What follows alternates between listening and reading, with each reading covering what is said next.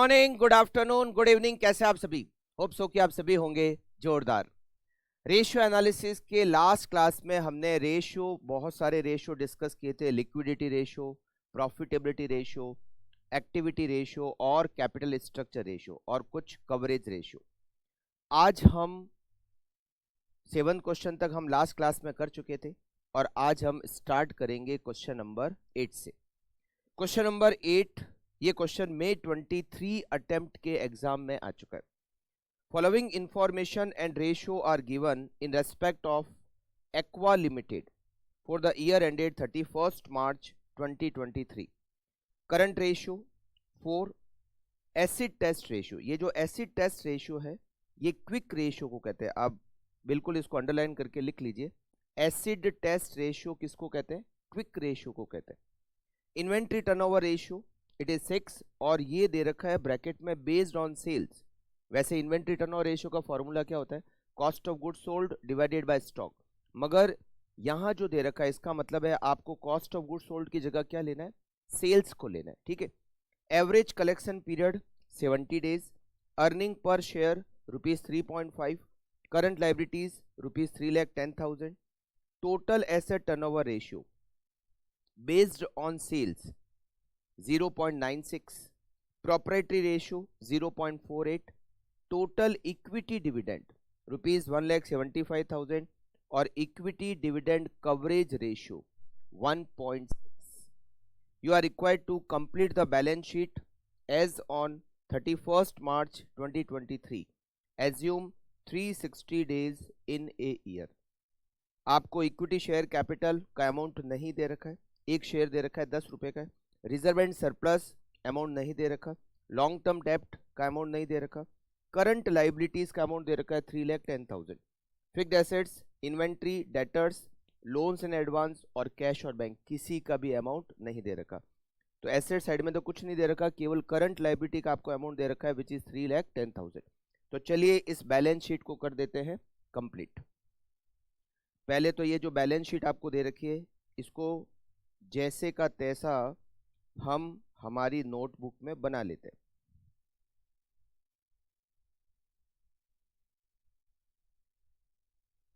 Balance sheet as on 31st March 2023।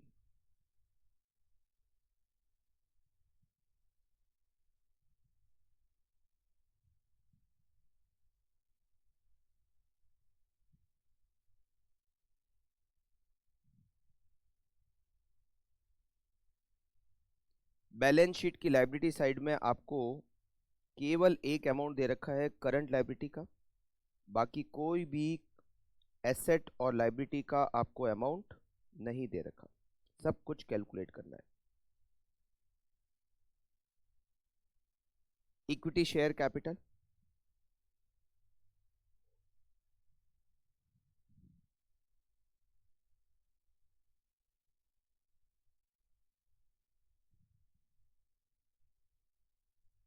Then reserve and surplus,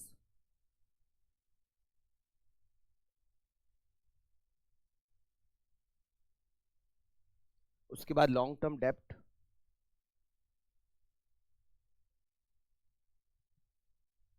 and current liabilities.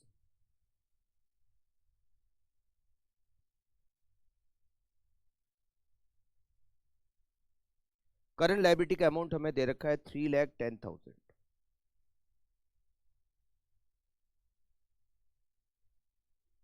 Asset में fixed assets,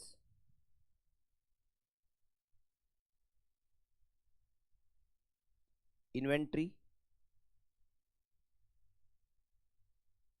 debtors, loans and advance,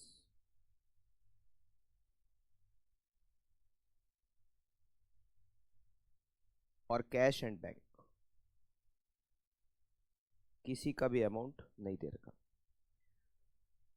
अब देखिए हमें यहां पर current liability दे रखी है विच इज 3,10,000। उसके अलावा हमें यहां दे रखा है equity dividend which is 1,75,000। Equity dividend दे रखा है और हमें इक्विटी डिविडेंड कवरेज रेशियो दे रखा है 1.6 का। Working note number 1, equity dividend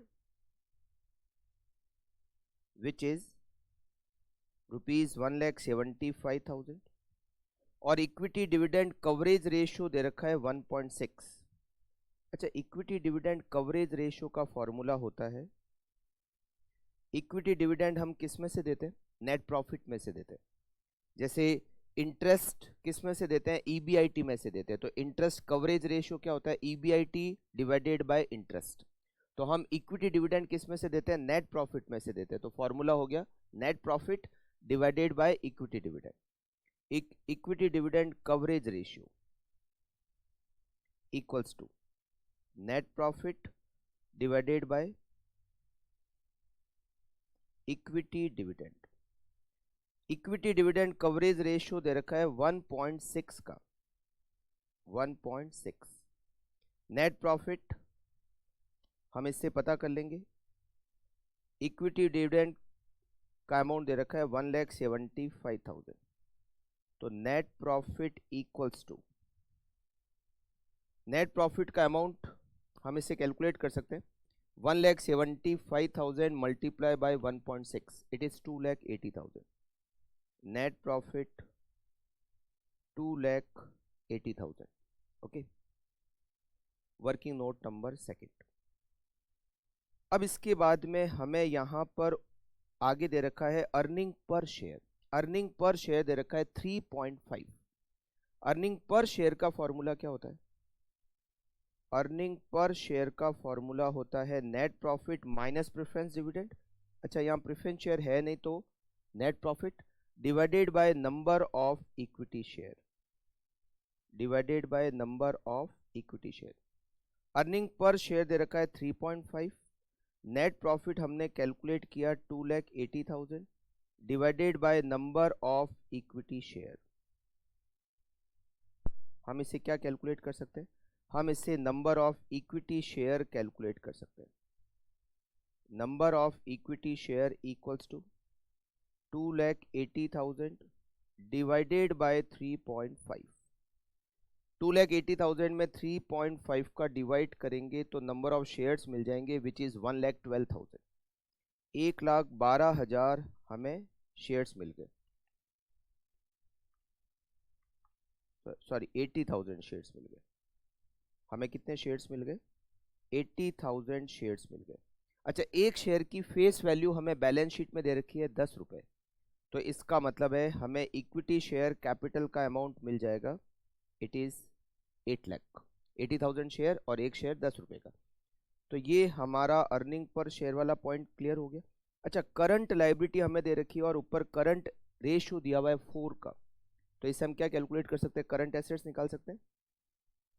current asset equals to, current asset equals to 3,10,000 multiply by 4 equals to ₹12,40,000। ये आपकी करंट एसेट हो गई। फिर हमें क्वेश्चन में क्विक रेशियो दे रखा है। क्विक रेशियो मतलब एसिड टेस्ट रेशियो का मतलब क्विक रेशियो। क्विक रेशियो आपको क्वेश्चन में दे रखा है 2.5। क्विक रेशियो का फॉर्मूला क्या होता है? क्विक रेशियो का फॉर्मूला होता है quick asset divided by current liability. तो हमें इसमें क्या पता है? हमें इसमें करंट लायबिलिटी पता है, तो हम इससे क्विक एसेट्स निकाल सकते हैं। 2.5 equals to quick asset divided by 3,10,000। Quick asset equals to 3,10,000 multiply by 2.5, it is 7,75,000। 775,000 is quick asset. अच्छा, करंट एसेट और क्विक एसेट का जो डिफरेंस होता है वो होता है स्टॉक।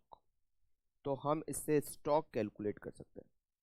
आपकी करंट एसेट से 12,40,000, आपकी क्विक एसेट से 7,75,000, तो आपका स्टॉक हो जाएगा 12,40,000 माइनस 7,75,000। 4,65,000 आपका स्टॉक हो जाएगा। तो यहां पर स्टॉक की वैल्यू लिखेंगे 465। इसके बाद में हमें क्वेश्चन में दे रखा है इन्वेंट्री टर्नओवर रेशियो, और ब्रैकेट में दे रखा है बेस्ड ऑन सेल्स, मतलब ये सेल्स पर बेस्ड है। तो इन्वेंट्री टर्नओवर रेशियो का फॉर्मूला कितना क्या होता है? इन्वेंट्री टर्नओवर रेशियो का फॉर्मूला वैसे तो cost of goods sold divided by stock होता है, बट यहाँ कॉस्ट ऑफ गुड्स सोल्ड की जगह क्या हो जाएगा? सेल्स हो जाएगा, right? Inventory turnover equals to sales divided by stock, sales divided by stock. आपका इन्वेंट्री टर्नओवर रेशियो है 6 का, आपकी सेल्स आपको कैलकुलेट करना है, और आपका स्टॉक 4,65,000। तो इससे हमें सेल्स का अमाउंट मिल जाएगा 4,65,000 multiply by 6, it is 27,90,000। Correct. Next point number 6, average collection period 70 days दे रखा है और हमें सेल्स पता है। एवरेज कलेक्शन पीरियड का फॉर्मूला क्या होता है? एवरेज कलेक्शन मतलब debtor collection period. Average collection period का फॉर्मूला होता है 360, यहां दे रखा है 360 days in a year, divided by debtor turnover ratio. Correct. तो debtor turnover ratio equals to 360 divided by 70। 360 में अगर आप 70 का डिवाइड करोगे तो ये आता है 5.1429, it is debtor turnover ratio. अब आप डेटर टर्नओवर रेशियो का फॉर्मूला अप्लाई करो।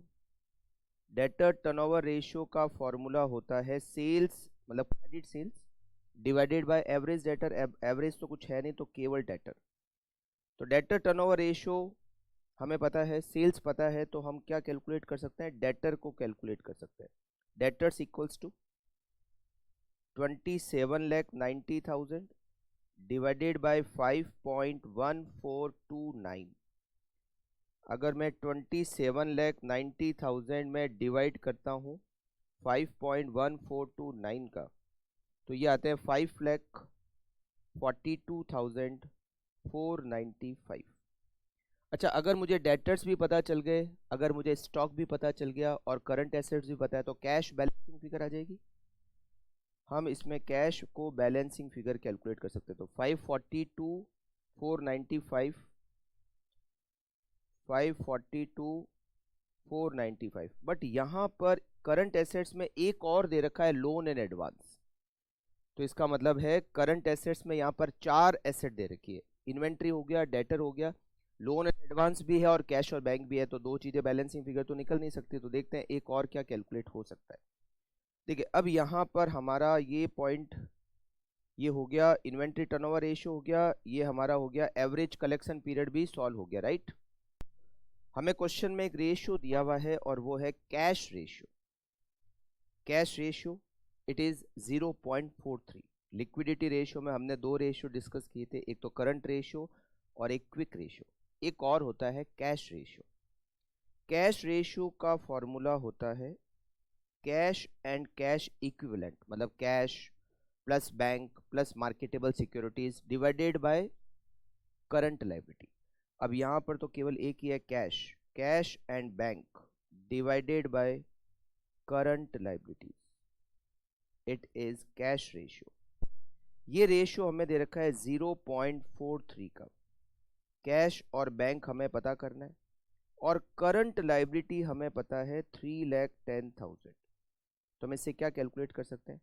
हम इससे कैश और बैंक को कैलकुलेट कर सकते हैं। इक्वल्स टू 3,10,000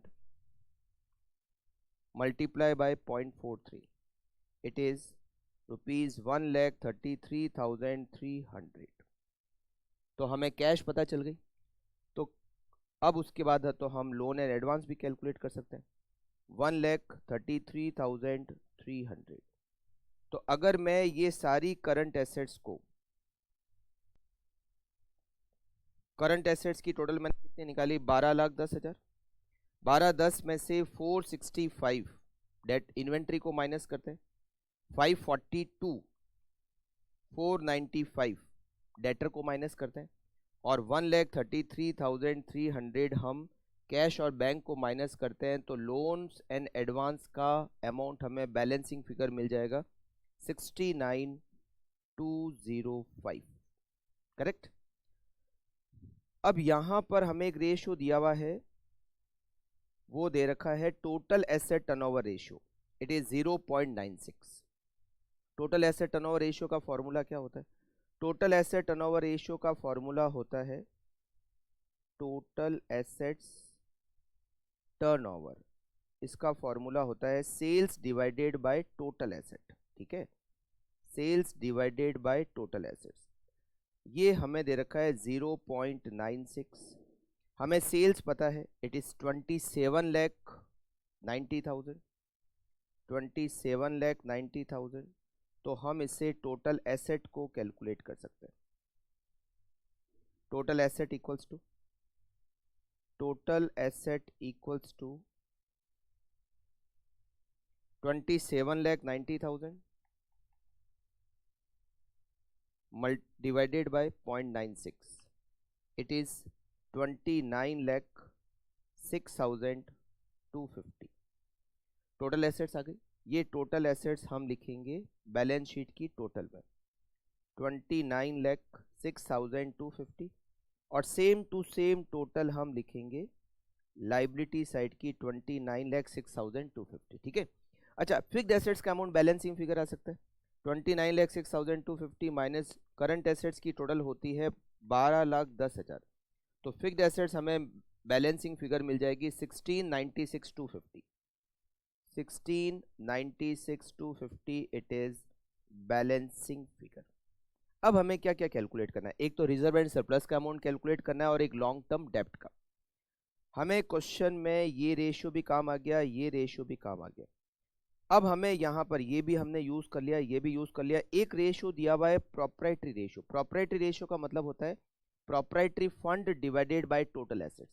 इसका मतलब हमारा जो प्रोप्राइटरी फंड है, प्रोप्राइटरी फंड का मतलब होता है share holder fund. Share holder fund total assets का 0.4 है, 0.48 है।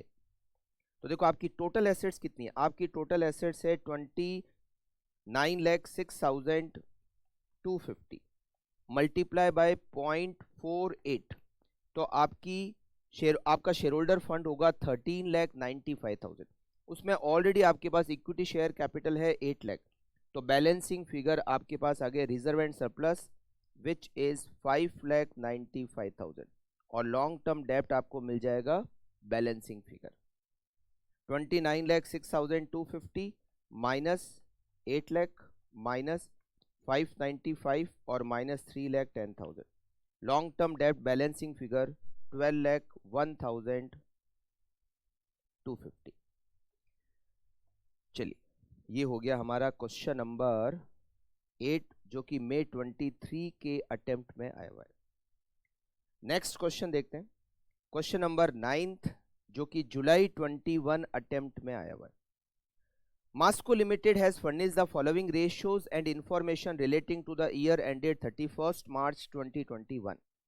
Sales 75 lakh rupees दे रखी है, return on net worth 25%, income tax की रेट दे रखी है 50%, शेयर कैपिटल टू रिजर्व मतलब जो शेयर होल्डर फंड है उसका बाइफर्केशन दे रखा है, शेयर कैपिटल और रिजर्व जिसका रेशियो है 6:4, current ratio 2.5, net profit sales का 6.5% है, और ये है आफ्टर टैक्स मतलब जो नेट, वैसे भी नेट प्रॉफिट केवल लिखा होता है तो वो आफ्टर टैक्स ही होता है, वो सेल्स का 6.5% है। Inventory turnover ratio based on cost of goods sold 12, cost of goods sold दे रखा है 22,50,000, इंटरेस्ट ऑन डिबेंचर दे रखा है 75,000, रिसीवेबल्स आपको दे रखे हैं 2 लाख जिसमें 1,25,000 डेटर है, इसका मतलब है 75,000 बिल्स रिसीवेबल है। टोटल रिसीवेबल 2 लाख है। रिसीवेबल्स का मतलब क्या होता है? Debtor plus bills receivable. तो 2 लाख के रिसीवेबल्स है जिसमें 125 के डेटर है, तो 75,000 के बिल्स रिसीवेबल है। पेबल्स आपको दे रखे हैं 2,50,000, बैंक ओवरड्राफ्ट आपको दे रखा है 1,50,000। Okay, you are required to calculate the operating expenses for the year ended 31 March. सबसे पहले तो आपको ऑपरेटिंग एक्सपेंसेस कैलकुलेट करना है। ऑपरेटिंग एक्सपेंसेस कौन से होते हैं? जो प्रॉफिट एंड लॉस अकाउंट के डेबिट साइड में आते हैं, मतलब एडमिनिस्ट्रेटिव एक्सपेंसेस, सेलिंग एक्सपेंसेस, इनकी टोटल को हम क्या कहते हैं? हम इनकी टोटल को कहते हैं operating expenses. Interest operating expenses में नहीं आता, टैक्स ऑपरेटिंग एक्सपेंसेस में नहीं आता, ठीक है। तो P&L के डेबिट साइड में जो एडमिनिस्ट्रेटिव एक्सपेंसेस और सेलिंग एक्सपेंसेस होते हैं उनकी टोटल को ऑपरेटिंग एक्सपेंसेस कहते हैं। तो हमें ऑपरेटिंग एक्सपेंसेस को कैलकुलेट करना है और बैलेंस शीट आपको एक दे रखी है, फिर से आपको इस बैलेंस शीट को कंप्लीट करना है। तो थोड़ा सा बड़ा क्वेश्चन है, चलिए स्टार्ट करते हैं। ऑपरेटिंग एक्सपेंसेस को सबसे पहले हम कैलकुलेट कर लेते हैं। पॉइंट नंबर ए, देखिए आपको सेल्स दे रखी है, क्वेश्चन में दे रखी है सेल्स आपको दे रखी है 75 लाख, 75 लाख की सेल्स दे रखी है, ठीक है। और आपको कॉस्ट ऑफ गुड्स सोल्ड भी दे रखा है। Cost of goods sold, cost of goods sold is 22,50,000। 22,50,000 is cost of goods sold. तो आप इससे कैलकुलेट कर सकते हो gross profit. Gross profit, gross profit आपका हो गया 52,50,000। ये आपका ग्रॉस प्रॉफिट हो गया। देखो P&L के क्रेडिट साइड में ग्रॉस प्रॉफिट, डेबिट साइड में क्या क्या आता है? ऑपरेटिंग एक्सपेंसेस, इंटरेस्ट, टैक्स और नेट प्रॉफिट, राइट। तो ये ग्रॉस प्रॉफिट तो आपको आ गया। अब हम एक काम करते हैं, सबसे पहले तो नेट प्रॉफिट निकालते हैं after tax. Net profit after tax, net profit after tax यहां हमें दे रखा है सेल्स का 6.5% है। What is your sales? 75 lakh. तो 75 लाख का 6.5%, आपका नेट प्रॉफिट हो गया 487,500। 487,500 it is your net profit after tax. Tax की रेट हमें क्वेश्चन में दे रखी है, इट इज 50%। तो आप नेट प्रॉफिट बिफोर टैक्स निकाल सकते हो, आप नेट प्रॉफिट बिफोर टैक्स निकाल सकते हो। Earning before tax equals to 487,500, ये 50% हो गया। ये जो नेट प्रॉफिट है टैक्स माइनस करने के बाद है, टैक्स की रेट 50% है, इसका मतलब टैक्स माइनस करने के बाद जो आपको प्रॉफिट बचा वो भी 50% बचा। तो 487,500 किसके बराबर है? 50% के बराबर है।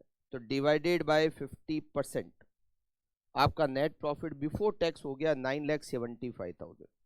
9,75,000 ये EBT आ गया। अब यहां पर आपको क्वेश्चन में, अब आपको यहां पर कैलकुलेट क्या करना है? देखो डिबेंचर आपको दे रखे हैं और डिबेंचर पर रेट ऑफ इंटरेस्ट आपको दे रखी है 15%। अब आपको सबसे पहले तो यहां पर क्वेश्चन में डिबेंचर का अमाउंट निकालना पड़ेगा। डिबेंचर के अमाउंट से क्या आएगा? डिबेंचर के अमाउंट से इंटरेस्ट आएगा। तो हम क्या हो जाएगा? EBIT नेट प्रॉफिट, हमें नेट प्रॉफिट पता चल गया, टैक्स पता चल गया और इंटरेस्ट पता चल गया। तो GP में से ये तीनों माइनस करेंगे तो हमें ऑपरेटिंग एक्सपेंसेस बैलेंसिंग फिगर मिल जाएंगे। तो यहां पर हमें जरूरत किस चीज की है? यहां पर हमें जरूरत है डिबेंचर के अमाउंट की। तो डिबेंचर का अमाउंट कैसा आएगा अब इसको समझना। देखो अगर आप बैलेंस शीट में देखोगे यहां पर, तो सबसे पहले आपको क्या दिया हुआ है? शेयर कैपिटल और रिजर्व एंड सरप्लस दिया, बट आपको अगर में देखो तो इंटरेस्ट दिया हुआ है, बिल्कुल आपको क्लियरली इंटरेस्ट का अमाउंट दिया हुआ है विच इज 75,000। तो चलो ये तो हमारा सीधा सीधा काम हो गया। EBIT इक्वल्स टू 9,75,000, ये जो EBT दे रखा है प्लस इंटरेस्ट कर देते हैं 75,000। तो आपको क्या मिल गया?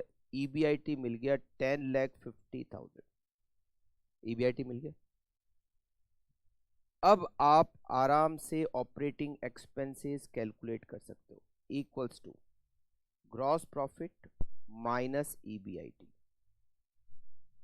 ग्रॉस प्रॉफिट कितना है आपका? 52,50,000 है और आपका EBIT कितना है?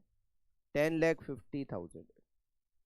तो आपका ऑपरेटिंग एक्सपेंसेस हो गया 42 लाख और ये आपका आंसर आ गया, करेक्ट। अब हम B पॉइंट में बनाते हैं इसकी बैलेंस शीट को। बैलेंस शीट हमें बना के दे रखी है। और अब मुझे लगता है बैलेंस शीट में बहुत सारे पॉइंट तो डायरेक्टली क्वेश्चन में ही दे रखे, तो बैलेंस शीट आई थिंक इस क्वेश्चन में बनाना बहुत इजी है। ये जो आपकी लाइबिलिटी साइड है इसके ज़्यादातर पॉइंट तो हमें दे ही रखे हैं।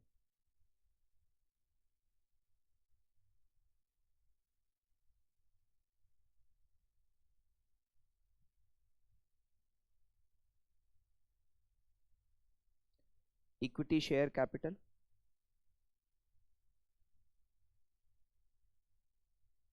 रिजर्व एंड सरप्लस,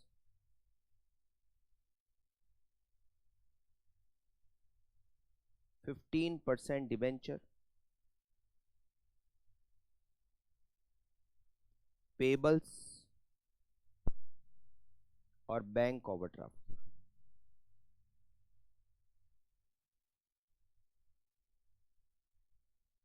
देखिए यहां पर डिबेंचर तो सीधे सीधे निकल जाएगा। कैसे?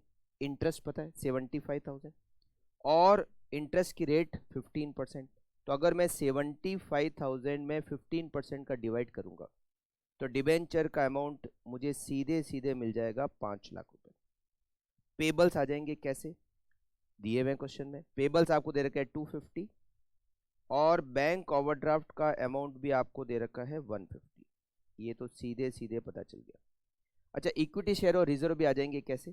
क्वेश्चन में हमें रिटर्न ऑन नेट वर्थ दिया हुआ है, it is 25%। Return on net worth में फॉर्मूला होता है net profit divided by net worth. Net worth का मतलब इक्विटी शेयर कैपिटल और reserve and surplus.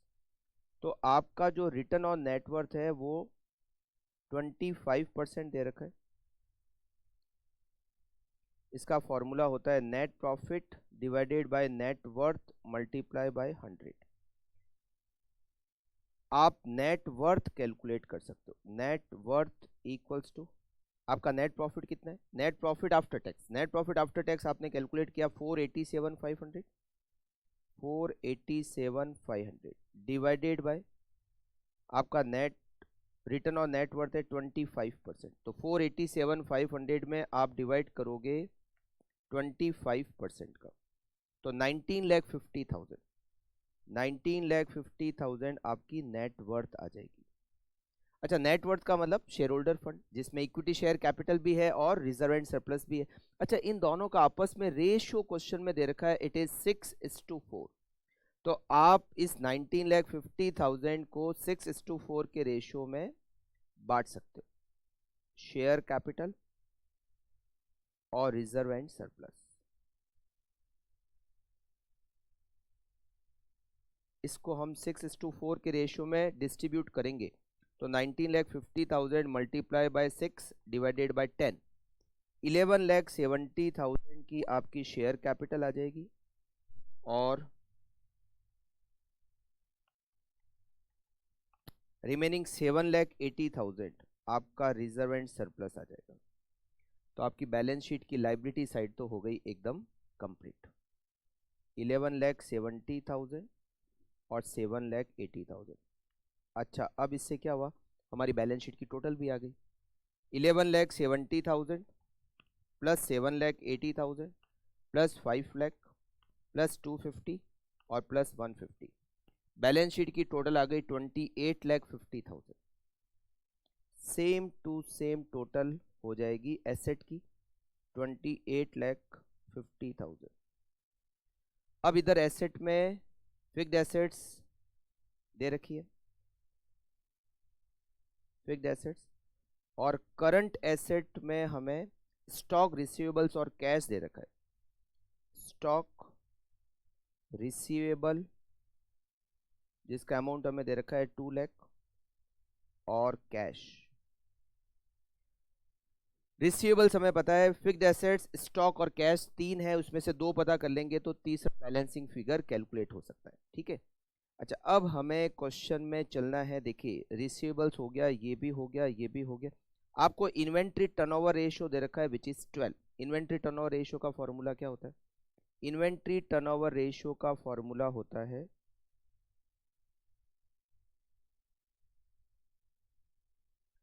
Cost of goods sold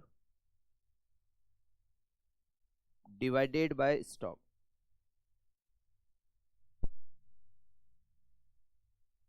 inventory turnover ratio हमें दे रखा है 12 और कॉस्ट ऑफ गुड्स सोल्ड हमें दे रखा है 22,50,000 22,50,000 divided by stock.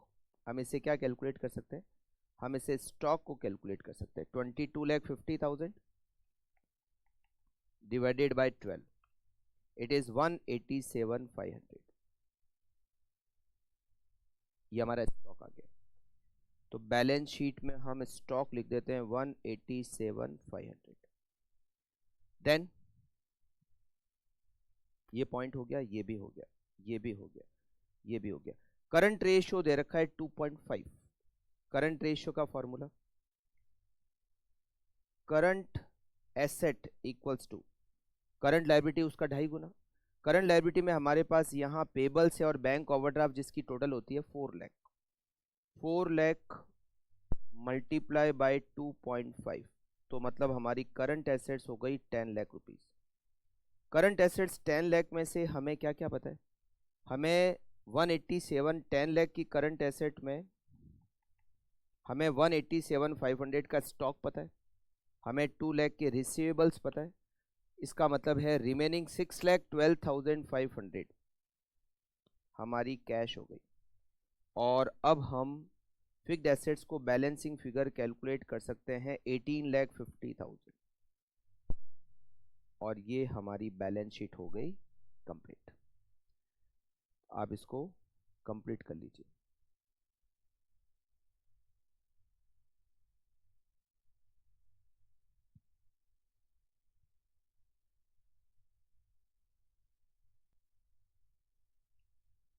Next question, question number 10th और ये क्वेश्चन सितंबर 24 अटेम्प्ट में आया हुआ है। ये तो कुछ ज्यादा ही लेटेस्ट क्वेश्चन हो गया। Following information relates to MNP limited for the year ended 31 March 2014। मतलब आप देखो ये जो बैलेंस शीट इनकम्प्लीट दे रखी है, इस टाइप के क्वेश्चन एग्जाम में कितने ज्यादा आते हैं। बैलेंस शीट आपको फिर से इनकम्प्लीट दे रखी है और आपको इस बैलेंस शीट को कंप्लीट करना है। बस लाइबिलिटी साइड में केवल एक लॉन्ग टर्म डेब्ट का अमाउंट नहीं दे रखा, बाकी सब कुछ दिया हुआ है और एसेट साइड तो पूरी ही पेंडिंग है।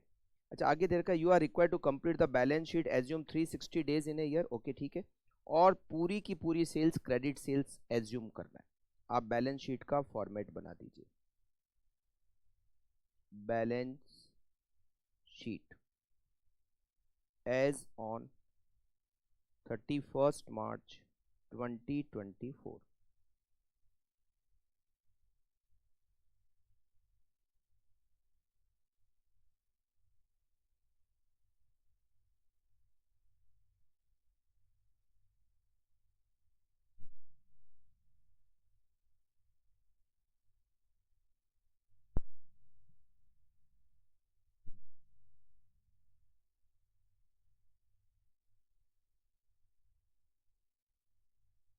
सबसे पहले equity share capital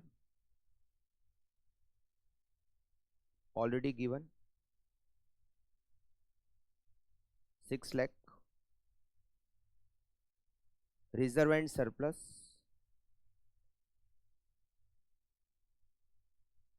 already given 3 lakh. Long term डेप्ट ये नहीं दे रखा, अदरवाइज तो लाइबिलिटी साइड कंप्लीट हो जाती।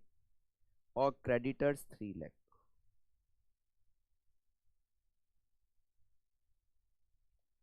फिर आपको दे रखा है फिक्स्ड एसेट्स और इन्वेंट्री, डेटर्स और कैश, ये कुछ भी नहीं दे रखा। अगर आप क्वेश्चन में देखोगे तो हमें इन्वेंट्री टर्नओवर रेशियो दिया हुआ है 7.5 times. Total asset turnover ratio दे रखा है 2.5। लॉन्ग टर्म डेब्ट शेयर होल्डर फंड 0.6:1, मतलब अगर शेयर होल्डर फंड 1 है तो लॉन्ग टर्म डेब्ट 0.6 है। तो आप शेयर होल्डर फंड आपको बैलेंस शीट में दिया हुआ है। 6 लाख आपकी शेयर कैपिटल, 3 लाख आपका रिजर्व एंड सरप्लस, ये हो गया 9 लाख। 9 लाख मल्टीप्लाई बाय 0.6 मतलब आपका शेयर होल्डर फंड, आपका लॉन्ग टर्म डेप्ट हो गया 540। चलिए, बैलेंस शीट की लाइबिलिटी साइड तो हो गई आपकी कंप्लीट। तो इससे बैलेंस शीट की टोटल आपको मिल जाएगी 6 lakh plus 3 lakh plus 540 plus 3 lakh. आपको बैलेंस शीट की टोटल मिल गई 17,40,000, 17,40,000। अब आपको यहां पर देखिए, आपको टोटल एसेट टर्नओवर रेशियो दिया है 2.5। हमें टोटल एसेट्स पता चल गई, तो हम इससे क्या कैलकुलेट कर लेंगे, टोटल एसेट्स। हमें टोटल एसेट्स पता चल गई तो सेल्स पता कर सकते हैं। तो यहां पर फॉर्मूला लगाएंगे, total asset turnover ratio, total assets turnover equals to sales divided by total asset.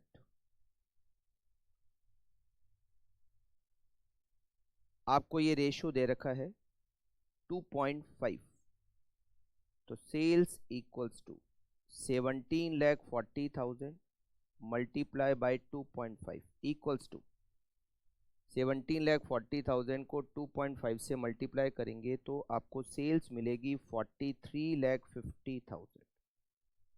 Correct, sales आ गई। अब यहां पर हमें जीपी रेशियो दे रखा है सेल्स का 25%, तो आप कॉस्ट ऑफ गुड्स सोल्ड निकाल सकते हो। ठीक है, सीओजीएस यहीं पे कर लेते हैं, सीओजीएस मतलब cost of goods sold 43,50,000।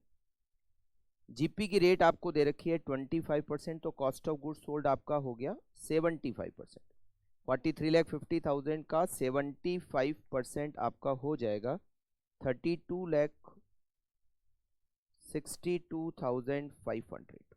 It is cost of goods sold.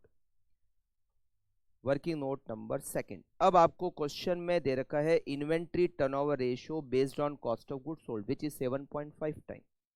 Inventory turnover ratio का फॉर्मूला क्या होता है, इन्वेंट्री टर्नओवर रेशियो का फॉर्मूला होता है cost of goods sold divided by stock, divided by stock. आप इससे स्टॉक को कैलकुलेट कर सकते हो। 32,62,500 ये आपका कॉस्ट ऑफ गुड्स सोल्ड हो गया, और आपका इन्वेंट्री टर्नओवर रेशियो दे रखा है 7.5 टाइम। तो आप 32,62,500 में डिवाइड करोगे 7.5 का, तो आपको स्टॉक मिलेगा 4,35,000, 435। तो यहां पर हम लिखेंगे स्टॉक को 4,35,000। देन ये आपका हो गया, ये पॉइंट हो गया। ये डेटर कलेक्शन पीरियड दे रखा है 30 डेज। अच्छा, यहां पर लिया हुआ भी है कि क्वेश्चन में कि 1 year equal to 360 days. Debtor collection period का फॉर्मूला क्या होता है, डेटर कलेक्शन पीरियड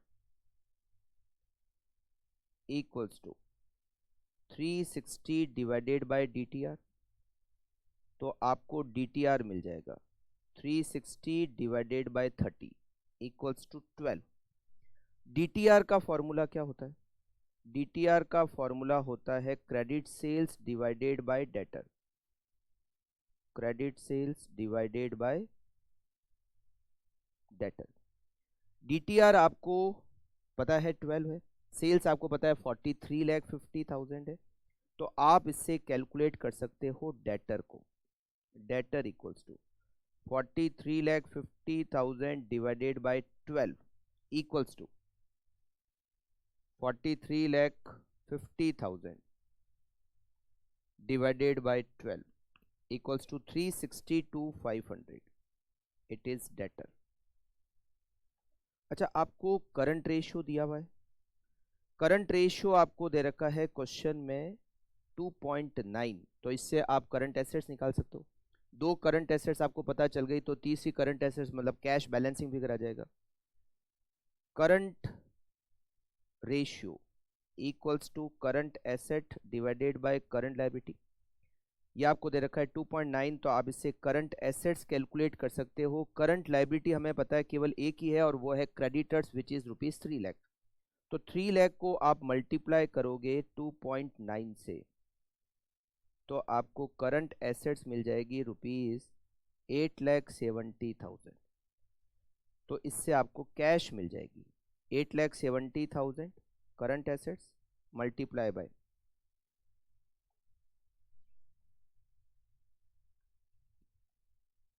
माइनस 870 में से माइनस करोगे 362,500 के डेटर और माइनस करोगे 435 का स्टॉक, तो आपको रिमेनिंग 8,70,000 माइनस 362,500 माइनस 4,35,000 72,500 की आपको मिल जाएगी कैश। ओके, तो सारी करंट एसेट्स आ गई। चलिए, डेटर का अमाउंट आपने कैलकुलेट किया 362,500 कैश को आपने कैलकुलेट किया 72,500 और अब बची हुई हो जाएगी fixed assets 17,40,000 minus 4,35,000 minus 362,500 minus 72,500 8,70,000 is fixed assets. आप बिल्कुल साथ साथ में कैलकुलेशन करना, अगर कहीं आपको लगे कि कैलकुलेशन मैंने कहीं कुछ इनकरेक्ट कर दिया तो आप उसको ठीक कर देना, ठीक है। ये आपका क्वेश्चन नंबर कंप्लीट हो गया 10th। फिर चलते हैं क्वेश्चन, ये क्वेश्चन छोटा था 10th question, question number 11th, और ये क्वेश्चन में 2013 के अटेम्प्ट में आ रखा है। The following information relates to Beta Limited for the year ended 31st March 2013. Net working capital, आपको नेट वर्किंग कैपिटल दे रखी है 12 लाख रुपए। नेट वर्किंग कैपिटल का मतलब current assets minus current liability, और वैसे केवल वर्किंग कैपिटल भी दे रखी होती तो उसका मतलब नेट ही होता है। Fixed assets to proprietary fund 0.75, मतलब fixed assets divided by proprietary fund वो हमें दे रखा है 0.75। Working capital turnover ratio it is 5 times. Return on equity it is 15%। There is no डेब्ट कैपिटल, मतलब लोन है ही नहीं। आपको प्रोप्राइटरी फंड पता करना है, फिक्स्ड एसेट्स पता करना है और नेट प्रॉफिट रेशियो पता करना है। तो सबसे पहले तो देखो, ये जो पहला पॉइंट है प्रोप्राइटरी फंड और फिक्स्ड एसेट्स, ये दोनों एक साथ निकल जाएंगे, ए और बी दोनों को एक साथ कैलकुलेशन हो जाएगी। कैसे? देखो, हमें क्वेश्चन में वर्किंग कैपिटल दे रखी है 12 लाख रुपए, ठीक है। वर्किंग कैपिटल हमें दे रखी है 12 लाख। वर्किंग कैपिटल का मतलब क्या होता है? Current assets minus current liability. Working capital is given 12 lakh. अच्छा, अगर मैं बैलेंस शीट की लायबिलिटी साइड को सोचूं कि बैलेंस शीट की लायबिलिटी साइड में क्या क्या होगा, तो एक तो शेयर होल्डर फंड होगा, लॉन्ग टर्म डेब्ट है नहीं, और एक करंट लायबिलिटी होगी। मतलब शेयर होल्डर फंड और करंट लायबिलिटी मिलकर बैलेंस शीट की लायबिलिटी साइड। और एसेट साइड में क्या क्या होगा? Fixed assets plus current assets, ये हमारी एसेट साइड होगी, करेक्ट। ये करंट लायबिलिटी में इधर से माइनस करूं तो वर्किंग कैपिटल बन जाएगी। मतलब इस फॉर्मूले को मैं ऐसे भी लिख सकता हूं, share holder fund equals to fixed assets plus working capital, क्योंकि अगर मैं करंट लायबिलिटी को करंट एसेट्स में से माइनस कर दूं तो रिमेनिंग क्या बचेगा? वर्किंग कैपिटल बचेगा। अच्छा, हमें यहां पर एक क्वेश्चन में दिया हुआ है fixed assets to proprietary fund 0.75, fixed assets divided by proprietary fund share holder fund equal to 0.75। अगर मैं शेयर होल्डर फंड को x मान लूं तो मेरी फिक्स्ड एसेट्स हो जाएगी 0.75x।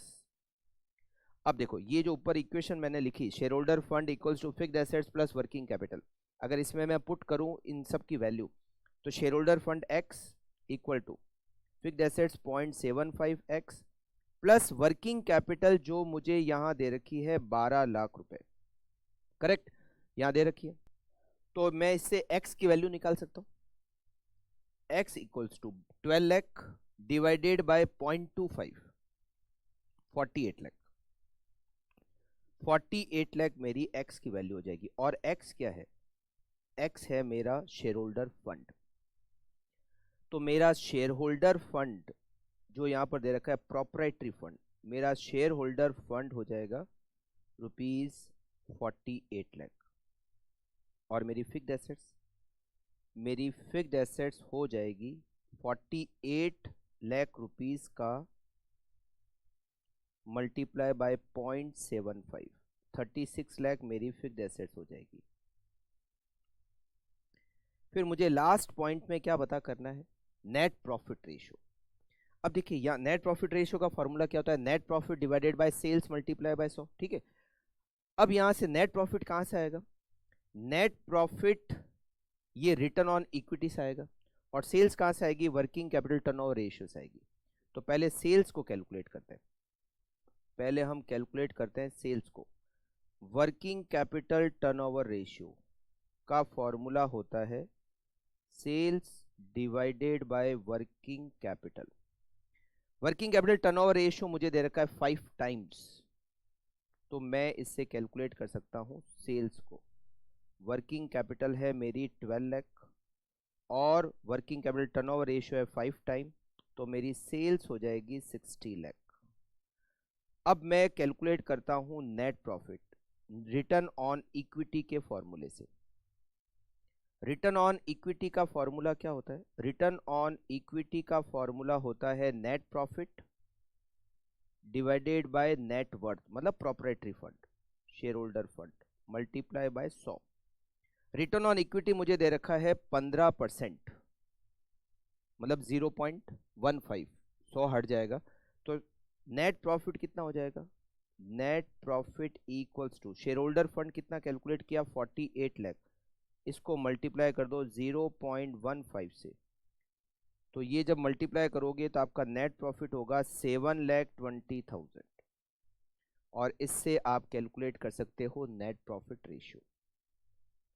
नेट प्रॉफिट रेशियो का फॉर्मूला होता है net profit divided by sales multiply by 100। Net profit आपका हो गया 7,20,000, सेल्स आपकी हो गई 60 लाख, मल्टीप्लाई बाय 100, तो नेट प्रॉफिट रेशियो आपका हो गया 12%। ओके, सॉल्व करते हैं नेक्स्ट क्वेश्चन। नेक्स्ट क्वेश्चन है क्वेश्चन नंबर 12, जो कि मई 2014 के अटेम्प्ट में आ चुका है। Noor limited provides the following information for the year ending 31 March 2014। आपको इक्विटी शेयर कैपिटल दे रखी है 25 लाख, आपको क्लोजिंग स्टॉक दिया हुआ है 6 लाख। मैंने आपको कहा था जब ओपनिंग क्लोजिंग की डिटेल दे रखी हो तो इन्वेंट्री टर्नओवर रेशियो के फॉर्मूले में आप केवल स्टॉक का डिवाइड नहीं करोगे, एवरेज स्टॉक का डिवाइड करोगे, अगर आपको क्लोजिंग या ओपनिंग कोई भी एक डिटेल दे रखी हो तो। Stock turnover ratio 5 times, GP ratio दे रखा है, नेट प्रॉफिट सेल्स का 20% है, और नेट प्रॉफिट कैपिटल का 1/4 है। आपको ट्रेडिंग पी&एल अकाउंट बनाना है, ट्रेडिंग अकाउंट और पी&एल अकाउंट बनाना है, जितनी इंफॉर्मेशन आपको दे रखी है उसके बेसिस पे, ठीक है। तो चलिए स्टार्ट करते हैं। सबसे पहले लिखते हैं trading and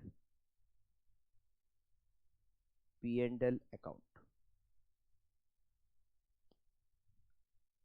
trading and P and L account से आपको ऐसा लगेगा कि 11th के दिन आपके फ्रेश हो गए, नहीं ताजा हो गए। चलिए trading and P and L account, basically ये चैप्टर अकाउंटिंग से ज़्यादा रिलेटेड है, मतलब बैलेंस शीट बनाओ और ट्रेडिंग पी&एल बनाओ। ट्रेडिंग पी&एल अकाउंट, देखिए सबसे पहले तो हमें यहाँ पर इक्विटी शेयर कैपिटल दे रखी है, ये तो बनेगा। अब यहाँ पर आपको ओपनिंग क्लोजिंग की डिटेल दे रखी है ना, मतलब क्लोजिंग स्टॉक की डिटेल दे रखी है, तो यहाँ पर हम लिखेंगे टू ओपनिंग स्टॉक, फिर हम लिखेंगे यहाँ टू परचेज, ऐसे बनता है ट्रेडिंग, और यहाँ लिखेंगे ग्रॉस प्रॉफिट, ग्रॉस प्रॉफिट।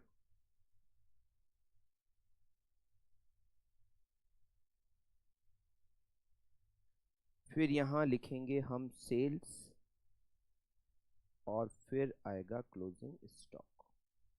और क्लोजिंग स्टॉक हमें दे रखा है, क्लोजिंग स्टॉक हमें दे रखा है 6 लाख रुपीज,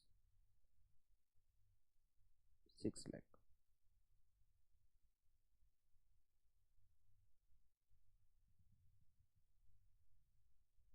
फिर हम जीपी को आगे लेंगे। अच्छा, पी एंड एल के कोई भी एक्सपेंसेस के बारे में यहाँ कुछ डिटेल है? इंटरेस्ट, टैक्स या और कोई एक्सपेंसेस नहीं है। तो पता है ये कितना बनेगा? बहुत छोटा बनेगा। यहाँ जीपी को हम आगे लेंगे, बाई ग्रॉस प्रॉफिट ये आगे लेंगे, यहाँ लिखेंगे टू ऑपरेटिंग एक्सपेंसेस। कोई भी एक्सपेंसेस की डिटेल हमें है नहीं, to net profit. Interest, tax कुछ भी नहीं है, और कोई एक्सपेंसेस, और भी कोई एक्सपेंसेस की डिटेल हमें क्वेश्चन में नहीं दे रखी है। तो यहाँ पर बैलेंसिंग फिगर में ऑपरेटिंग एक्सपेंसेस आ जाएंगे। करेक्ट। सबसे पहले वर्किंग नोट नंबर 1, यहाँ लिखा हुआ है नेट प्रॉफिट कैपिटल का 1/4 है, और हमें कैपिटल पता है तो नेट प्रॉफिट आ जाएगा। नेट प्रॉफिट इक्वल्स टू, हमारी कैपिटल है 25 लाख, इसका 1/4 होता है 6,25,000। ये हमारा नेट प्रॉफिट हो गया 6,25,000। अच्छा, आपको दे रखा है नेट प्रॉफिट सेल्स का 20% है, तो आप इसे सेल्स निकाल सकते हो।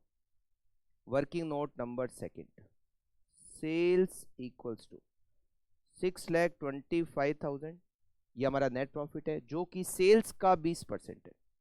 तो 6,25,000 में अगर आप 20% का डिवाइड करोगे, मतलब नेट प्रॉफिट में से 20% का डिवाइड करोगे तो सेल्स आ जाएगी।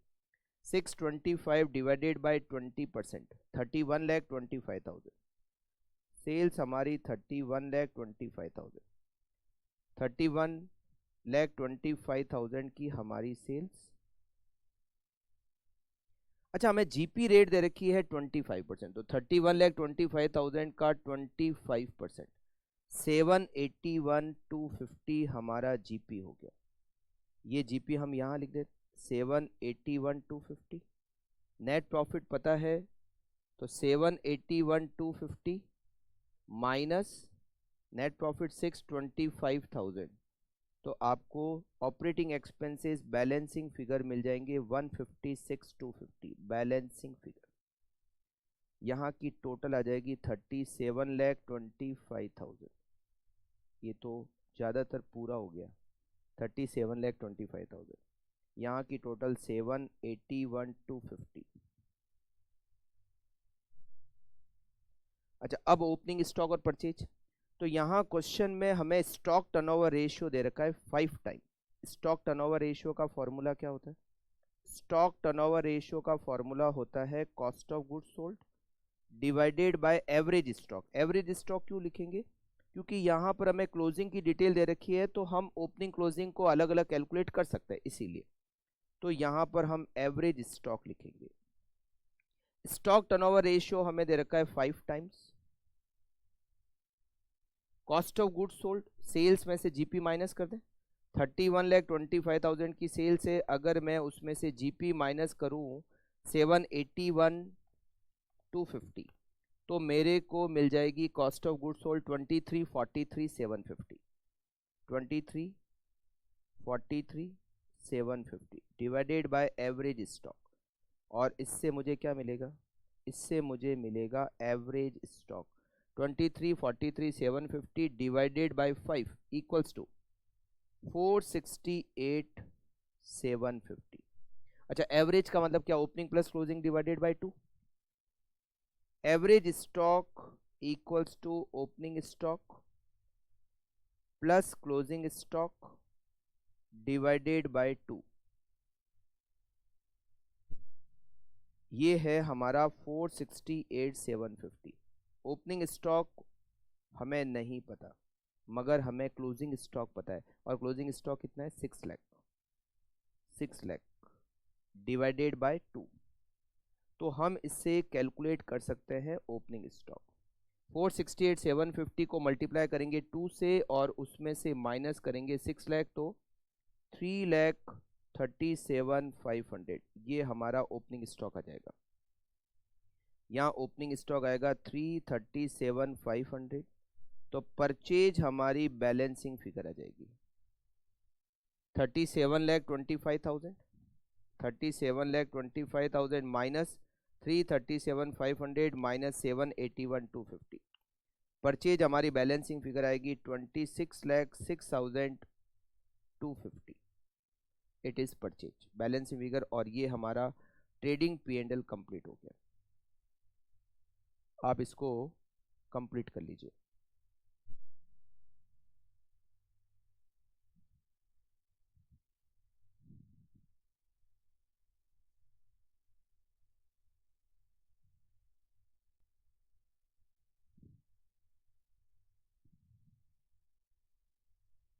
चलिए बढ़ते हैं नेक्स्ट क्वेश्चन, और हमारा नेक्स्ट क्वेश्चन है क्वेश्चन नंबर 13। क्वेश्चन नंबर 13 नवंबर 2013 के अटेम्प्ट में आया हुआ, ठीक है। द एसेट्स ऑफ सोना लिमिटेड कंसिस्ट ऑफ, अब जो आगे क्वेश्चन है इसमें आपको बैलेंस शीट बनानी है ज्यादातर क्वेश्चन में, और एक दो क्वेश्चन में हो सकता है ट्रेडिंग P&L भी बनाना पड़े। अब आपको कुछ डिटेल दे रखी है, कुछ रेशियो दिए हुए हैं, और आपको पूरी बैलेंस शीट को फ्रेम करना है, ठीक है। बैलेंस शीट की लाइबिलिटी साइड में जनरली क्या आता है, शेयर होल्डर फंड आता है। डेप्ट अगर कुछ डिटेल दे रखी हो तो डेप्ट आएगा, लॉन्ग टर्म डेप्ट और करंट लाइबिलिटी। और अगर आप एसेट साइड में देखोगे तो फिक्स्ड एसेट्स और करंट एसेट्स। करंट एसेट्स में जनरली क्या क्या आता है, स्टॉक आता है, डेटर आता है और कैश। और अगर कोई डिटेल स्पेसिफिक कोई एसेट या लाइबिलिटी की आपको क्वेश्चन में दे रखी है तो फिर हमें उसको लिखना है। अदरवाइज बैलेंस शीट का ये एक नॉर्मल फॉर्मेट जो अभी मैंने आपको बताया वैसी बैलेंस शीट आपको बनानी है, ठीक है। क्वेश्चन नंबर 13 नवंबर 2013 के अटेम्प्ट में आया हुआ है। द एसेट्स ऑफ सोना limited consist of fixed assets and current assets, मतलब एसेट्स में फिक्स्ड एसेट्स है और करंट एसेट्स है। While its current liabilities comprise bank credit, bank credit का मतलब होता है bank overdraft, and creditors in the ratio of 2:1, मतलब उसकी जो करंट लाइबिलिटी है उसमें बैंक ओवरड्राफ्ट और क्रेडिटर है जिसका आपस में रेशियो है 2:1। You are required to prepare the balance sheet of the company as on 31st March 2013 with the help of the following information. Share capital आपको दे रखी है 575, वर्किंग कैपिटल आपको दे रखी है, ग्रॉस मार्जिन मतलब जीपी रेट दे रखी है, इन्वेंट्री टर्नओवर दिया हुआ है 5 टाइम, करंट रेशियो दिया हुआ है 1.5:1, क्विक रेशियो आपको दे रखा है 0.8:1, और reserve and surplus to bank और कैश वो दे रखा है 4 टाइम्स। आपको देखो यहाँ पर कोई भी डिटेल लॉन्ग टर्म डेप्ट को कैलकुलेट करने के लिए नहीं दे रखी है, मतलब लॉन्ग टर्म डेप्ट है ही नहीं। तो शेयर होल्डर फंड आएगा जिसमें इक्विटी शेयर कैपिटल और रिजर्व एंड सरप्लस आएगा, और करंट लायबिलिटी आएगी जिसमें बैंक ओवरड्राफ्ट और क्रेडिटर आएंगे। फिर एसेट साइड में फिक्स्ड एसेट्स आएगी, करंट एसेट्स में इन्वेंट्री, डेटर और कैश, ठीक है। ये बैलेंस शीट इस बनेगी। तो एक काम करते हैं, सबसे पहले तो बैलेंस शीट का फॉर्मेट बना लेते हैं, फिर उसको कंप्लीट कर देंगे, ठीक है। Balance sheet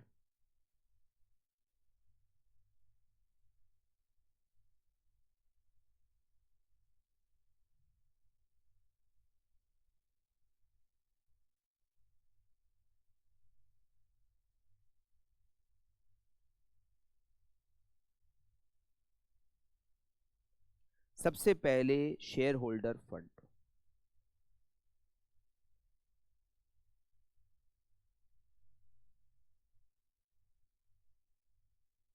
share holder fund में शेयर कैपिटल विच इज 5,75,000 और रिजर्व एंड सरप्लस वो हमें नहीं दे रखा। इन दोनों की टोटल हम बाहर करेंगे share holder fund. Current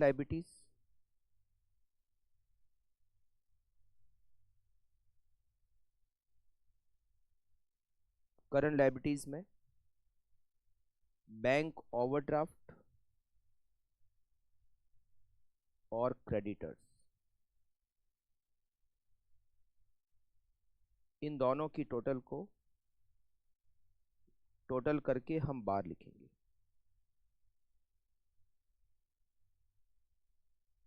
fixed assets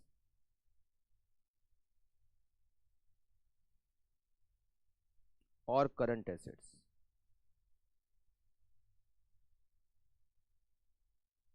current assets में आपका क्या क्या आएगा, स्टॉक आएगा,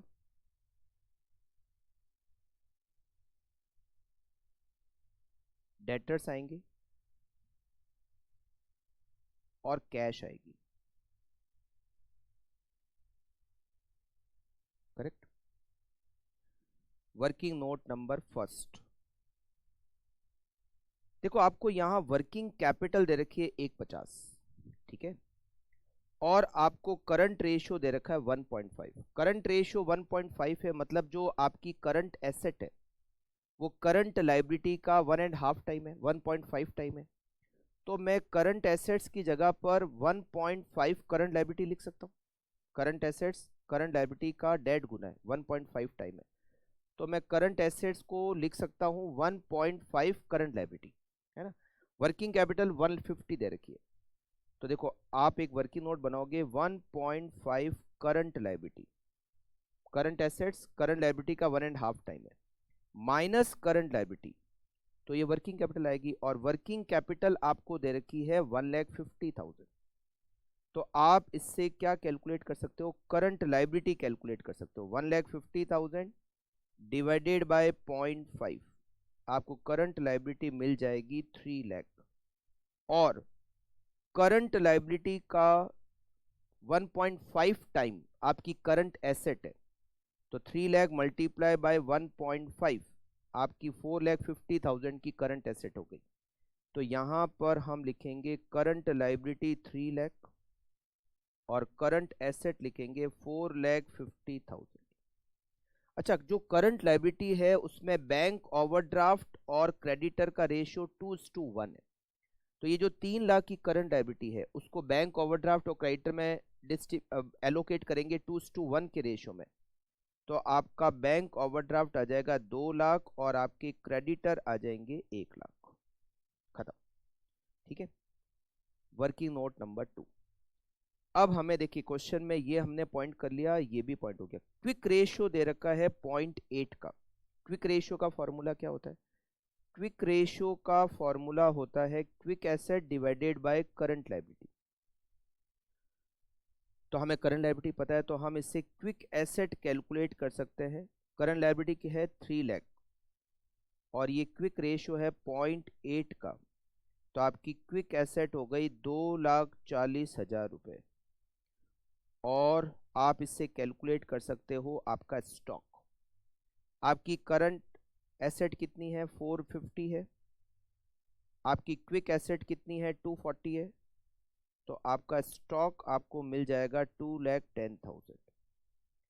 बैलेंस शीट में स्टॉक का अमाउंट हमें मिल गया 2,10,000।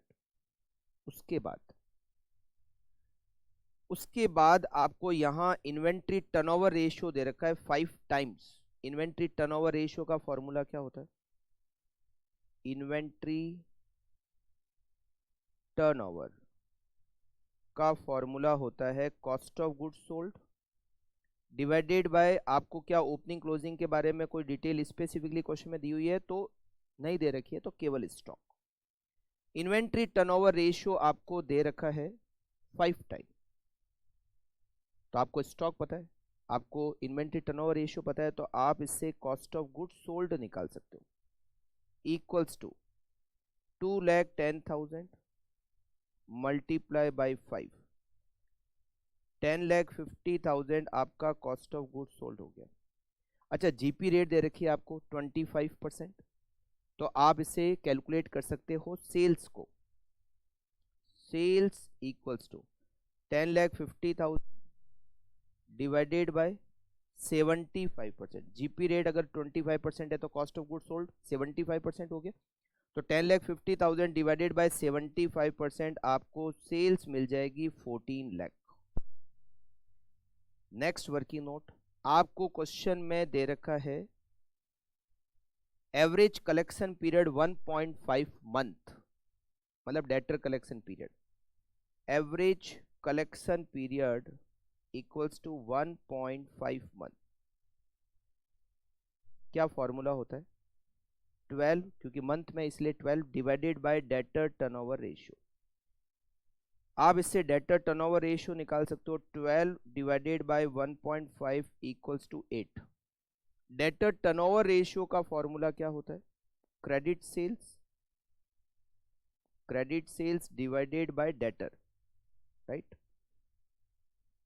डेटर टर्नओवर रेशियो आपने कैलकुलेट किया 8, सेल्स आपने कैलकुलेट की, इससे आपको मिल जाएंगे debtor equals to 14 lakh divided by 8।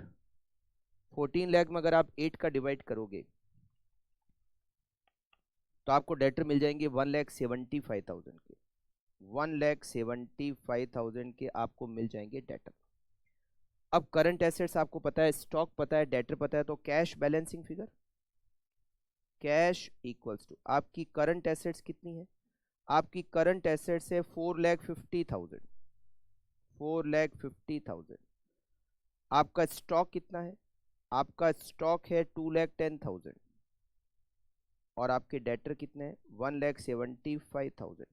तो आपको कैश बैलेंसिंग फिगर मिल जाएगी 450 minus 210 minus 175, cash balancing figure 65,000। और आपको क्वेश्चन में एक सबसे लास्ट पॉइंट दे रखा है कि जो रिजर्व एंड सरप्लस है वो कैश का 4 टाइम्स है, मतलब जितनी कैश है उसका 4 गुना आपका रिजर्व एंड सरप्लस है। तो 65,000 इंटू 4 इक्वल्स टू 2,60,000। 2,60,000 आपका रिजर्व एंड सरप्लस हो गया। 2,60,000 आपका रिजर्व एंड सरप्लस। तो बैलेंस शीट में अब सब कुछ कैलकुलेट हो चुका है। ये हो गया 65,000। आपने डेटर्स कैलकुलेट किए विच इज 1,75,000।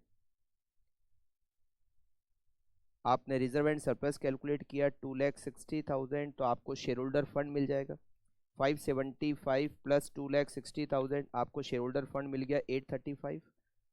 आपको करंट एसेट पता है, करंट एसेट्स कितनी है? 3 लाख है। तो आपको 11,35,000 की बैलेंस शीट की टोटल मिल गई। यही टोटल आप लिख दोगे एसेट साइड में 1135 और उसमें से आप माइनस करोगे 450, तो आपको फिक्स्ड एसेट्स बैलेंसिंग फिगर मिल जाएगी 6,85,000। It is balancing figure. और ये आपकी बैलेंस शीट हो गई कंप्लीट। कुछ अधूरा है तो आप इसको पूरा कर लीजिए।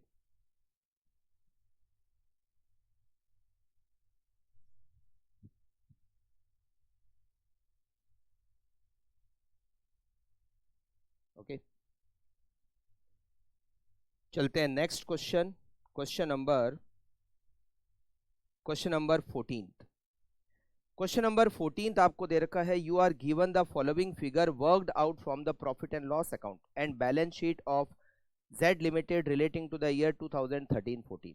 आपको बैलेंस शीट बनानी है, मतलब ये जो डिटेल है वो P&L और बैलेंस शीट से ले रखी है, मगर आपको बनानी केवल बैलेंस शीट ही है। Fixed assets net after 30% depreciation 10,50,000, मतलब ये जो फिक्स्ड एसेट दे रखी है ये 30% डेप्रीसिएशन माइनस करने के बाद दे रखी है। तो हम वैसे भी बैलेंस शीट में आफ्टर डेप्रीसिएशन ही लेते हैं। तो ये फिक्स्ड एसेट्स की वैल्यू हो गई बैलेंस शीट के लिए 10,50,000। फिक्स्ड एसेट्स टर्नओवर रेशियो, वैसे फिक्स्ड एसेट टर्नओवर रेशियो का फॉर्मूला होता है sales divided by fixed assets, but इस क्वेश्चन में सेल्स नहीं, cost of goods sold, cost of sales मतलब cost of goods sold, cost of goods sold divided by fixed assets करना पड़ेगा और वो दे रखा है 2। Finish goods turnover ratio, finish goods का टर्नओवर मतलब inventory turnover ratio, stock turnover ratio, GP ratio 25%, net profit before interest to sales, net profit before interest मतलब ईबीआईटी, ईबीआईटी सेल्स का 16% है, 16% है। इंटरेस्ट कवरेज रेशियो ये दे रखा आपको 8 और डिबेंचर पर इंटरेस्ट की रेट दे रखी है 14%। Debtor collection period 1.5 month, material consumed sales का 30% है।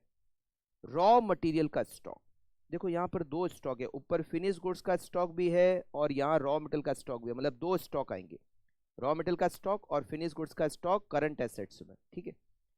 रॉ मटेरियल का स्टॉक कितना है in terms of number of month consumption 3, मतलब जो रॉ मटेरियल का स्टॉक है वो 3 महीने के कंजम्पशन के बराबर है। जितना रॉ मटेरियल कंज्यूम होता है 3 महीने में उतना रॉ मटेरियल का स्टॉक होता है। करंट रेशियो 2.4, क्विक रेशियो 1 और रिजर्व टू कैपिटल 0.21। हमें बैलेंस शीट बनानी है। देखो यहाँ पर हमें डिबेंचर इंटरेस्ट दिया हुआ है, मतलब बैलेंस शीट में डिबेंचर आएंगे। तो अगर आप मैं बैलेंस शीट की लायबिलिटी साइड देखूं तो शेयर होल्डर फंड जिसमें शेयर कैपिटल और रिजर्व एंड सरप्लस, फिर डिबेंचर आएंगे और फिर करंट लायबिलिटी आएगी। करंट लायबिलिटी का यहाँ कोई बाइफर्केशन जैसे लास्ट क्वेश्चन में था बैंक ओवरड्राफ्ट और क्रेडिटर, या ऐसा कुछ है नहीं, तो केवल करंट लायबिलिटी। फिक्स्ड एसेट्स, फिर करंट एसेट्स, करंट एसेट्स में रॉ मटेरियल का स्टॉक, फिनिश गुड्स का स्टॉक, फिर डेटर्स और कैश। ठीक है, ये इस तरह से बैलेंस शीट बनेगी। तो चलिए बना देते हैं हम इसकी बैलेंस शीट का format. Balance sheet,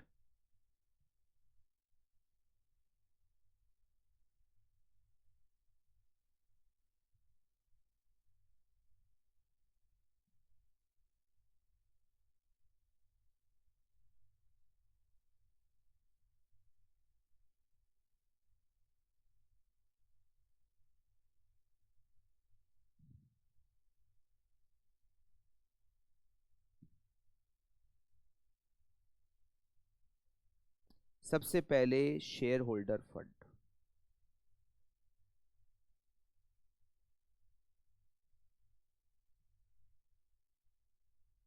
share holder fund में equity share capital, reserve and surplus, ये हो गया आपका शेयर होल्डर फंड। 14% डिबेंचर,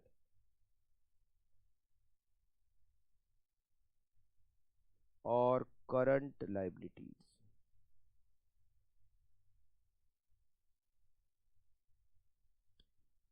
फिर फिक्स्ड एसेट्स, फिक्स्ड एसेट्स और करंट एसेट्स। इसमें रॉ मटेरियल का स्टॉक, फिनिश गुड्स का स्टॉक, डेटर और कैश।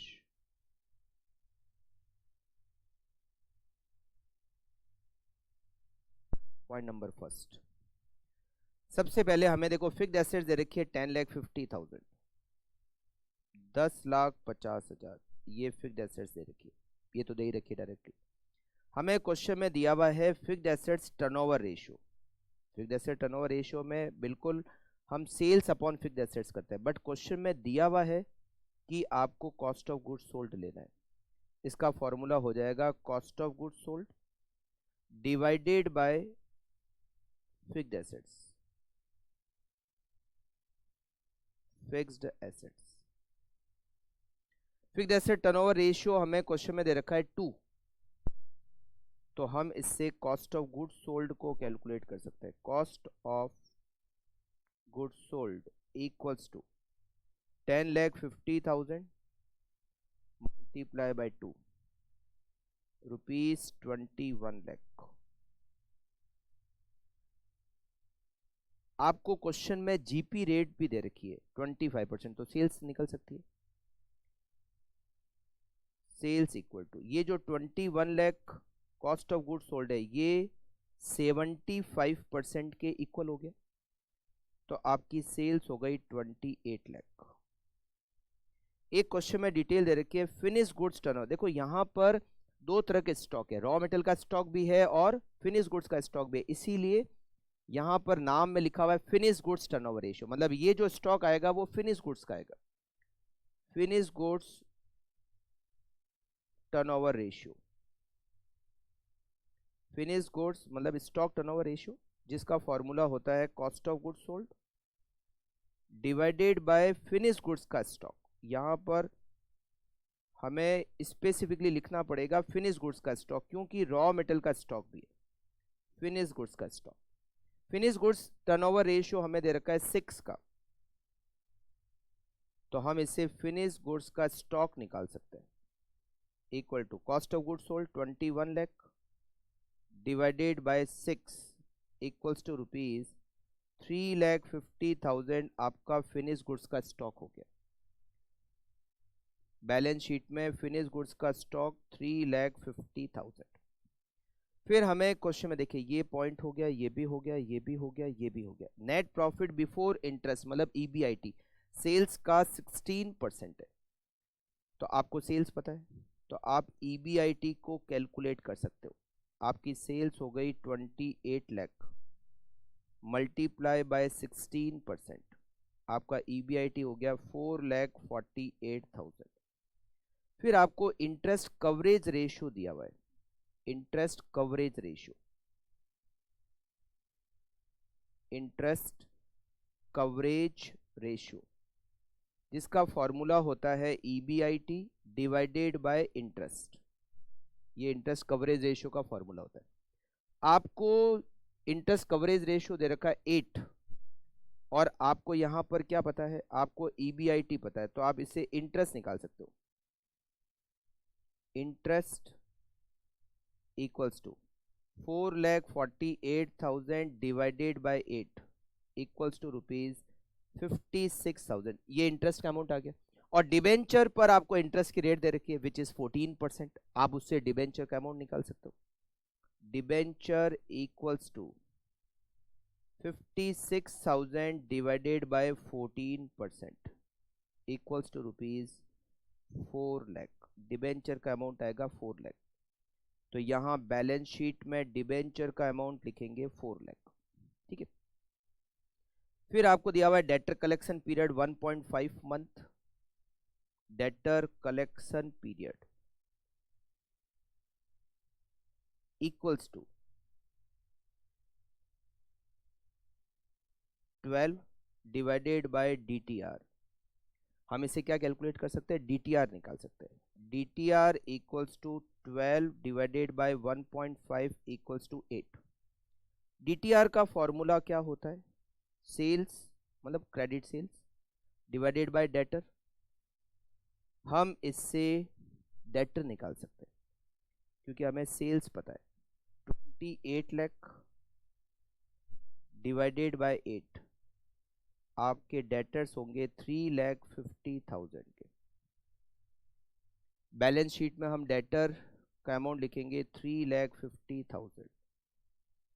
अच्छा, अब हमें यहाँ क्वेश्चन में दिया हुआ है रॉ मटेरियल कंज्यूम्ड सेल्स का 30% है और रॉ मटेरियल का स्टॉक, रॉ मटेरियल कंज्यूम्ड 3 महीने के जितना है उतना रॉ मटेरियल का स्टॉक है। तो पहले तो रॉ मटेरियल कंज्यूम्ड कैलकुलेट करते हैं।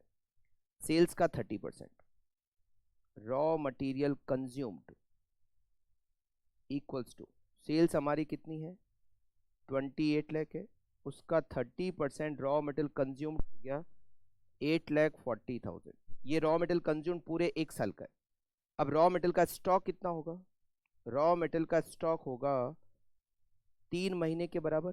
तो 8,40,000 रॉ मटेरियल कंज्यूम्ड है 12 महीने के बराबर, तो 3 महीने के बराबर कितना होगा 2,10,000। 2,10,000 रुपये आपका रॉ मटेरियल का स्टॉक हो गया। तो आप यहाँ बैलेंस शीट में लिखोगे 2,10,000 रॉ मटेरियल का स्टॉक। केवल एक कैश बची हुई है, बाकी सारी करंट एसेट्स हम कैलकुलेट कर चुके हैं। ठीक है। अब यहाँ पर एक रेशियो दिया हुआ है करंट रेशियो, मगर करंट रेशियो में ना तो अभी तक हमें पूरी करंट एसेट्स पता है ना पूरी करंट लायबिलिटी पता है। तो करंट रेशियो, अच्छा एक रेशियो दिया हुआ है क्विक रेशियो 1। ये करंट रेशियो और क्विक रेशियो का जो डिफरेंस होता है ना, वो होता है स्टॉक अपॉन करंट लायबिलिटी। कैसे, मैं आपको बताता हूं। देखिए करंट रेशियो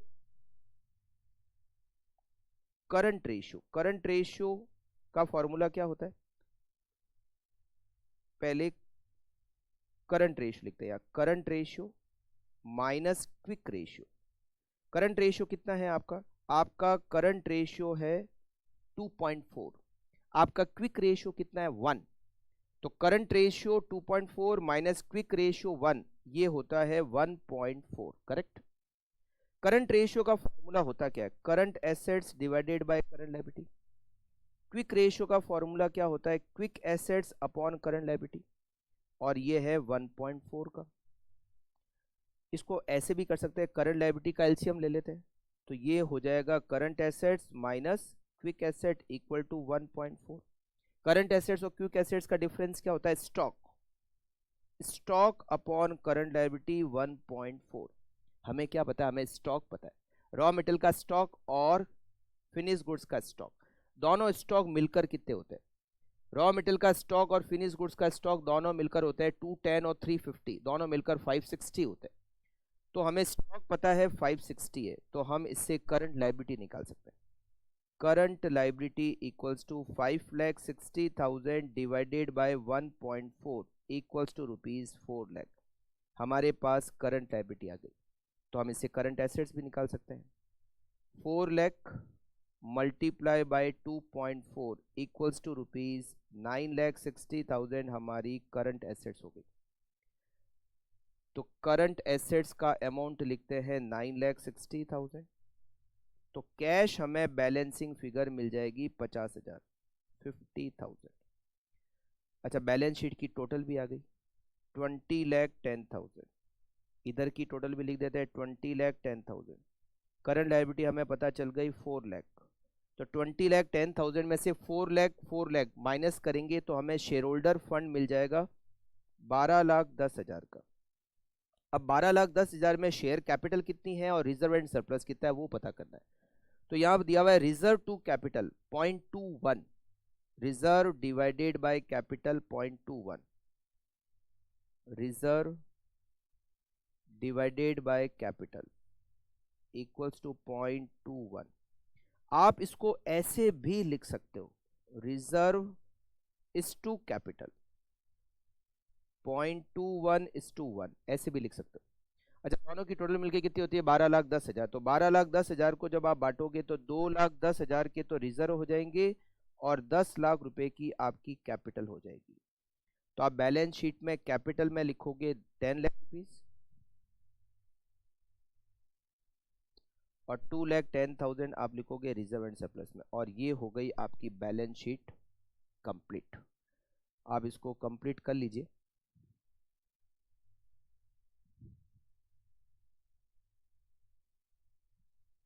ओके, अब हम बढ़ते हैं नेक्स्ट क्वेश्चन, और हमारा नेक्स्ट क्वेश्चन है question number 15।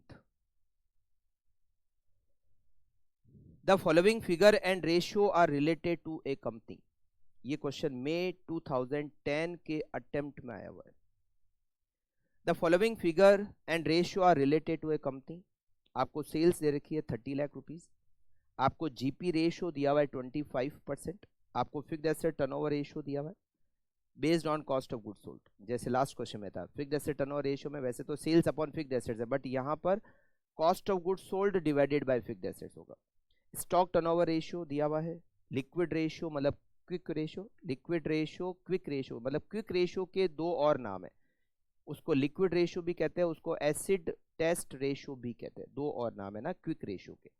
Current ratio 1.5, receivable collection period मतलब debtor collection period, reserve and surplus to share capital, reserve and surplus और शेयर कैपिटल का रेशियो दिया हुआ है 0.6:1 का।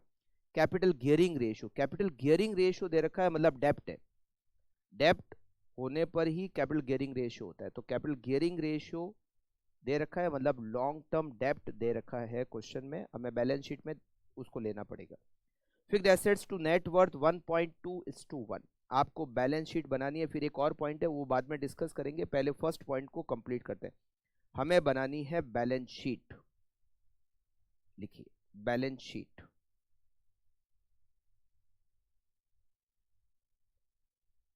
Balance sheet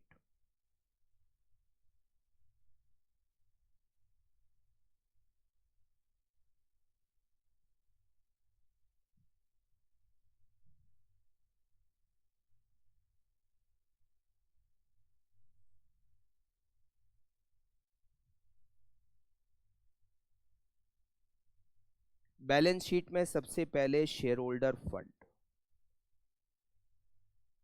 share holder fund, इसमें शेयर कैपिटल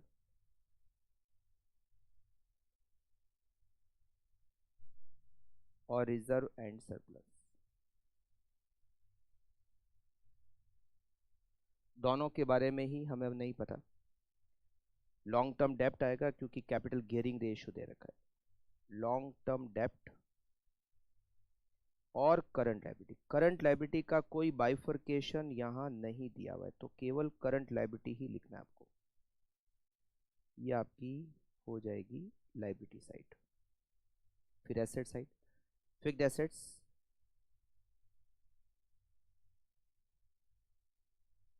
और करंट एसेट्स, करंट एसेट्स में स्टॉक, डेटर और कैश, स्टॉक, डेटर्स और कैश।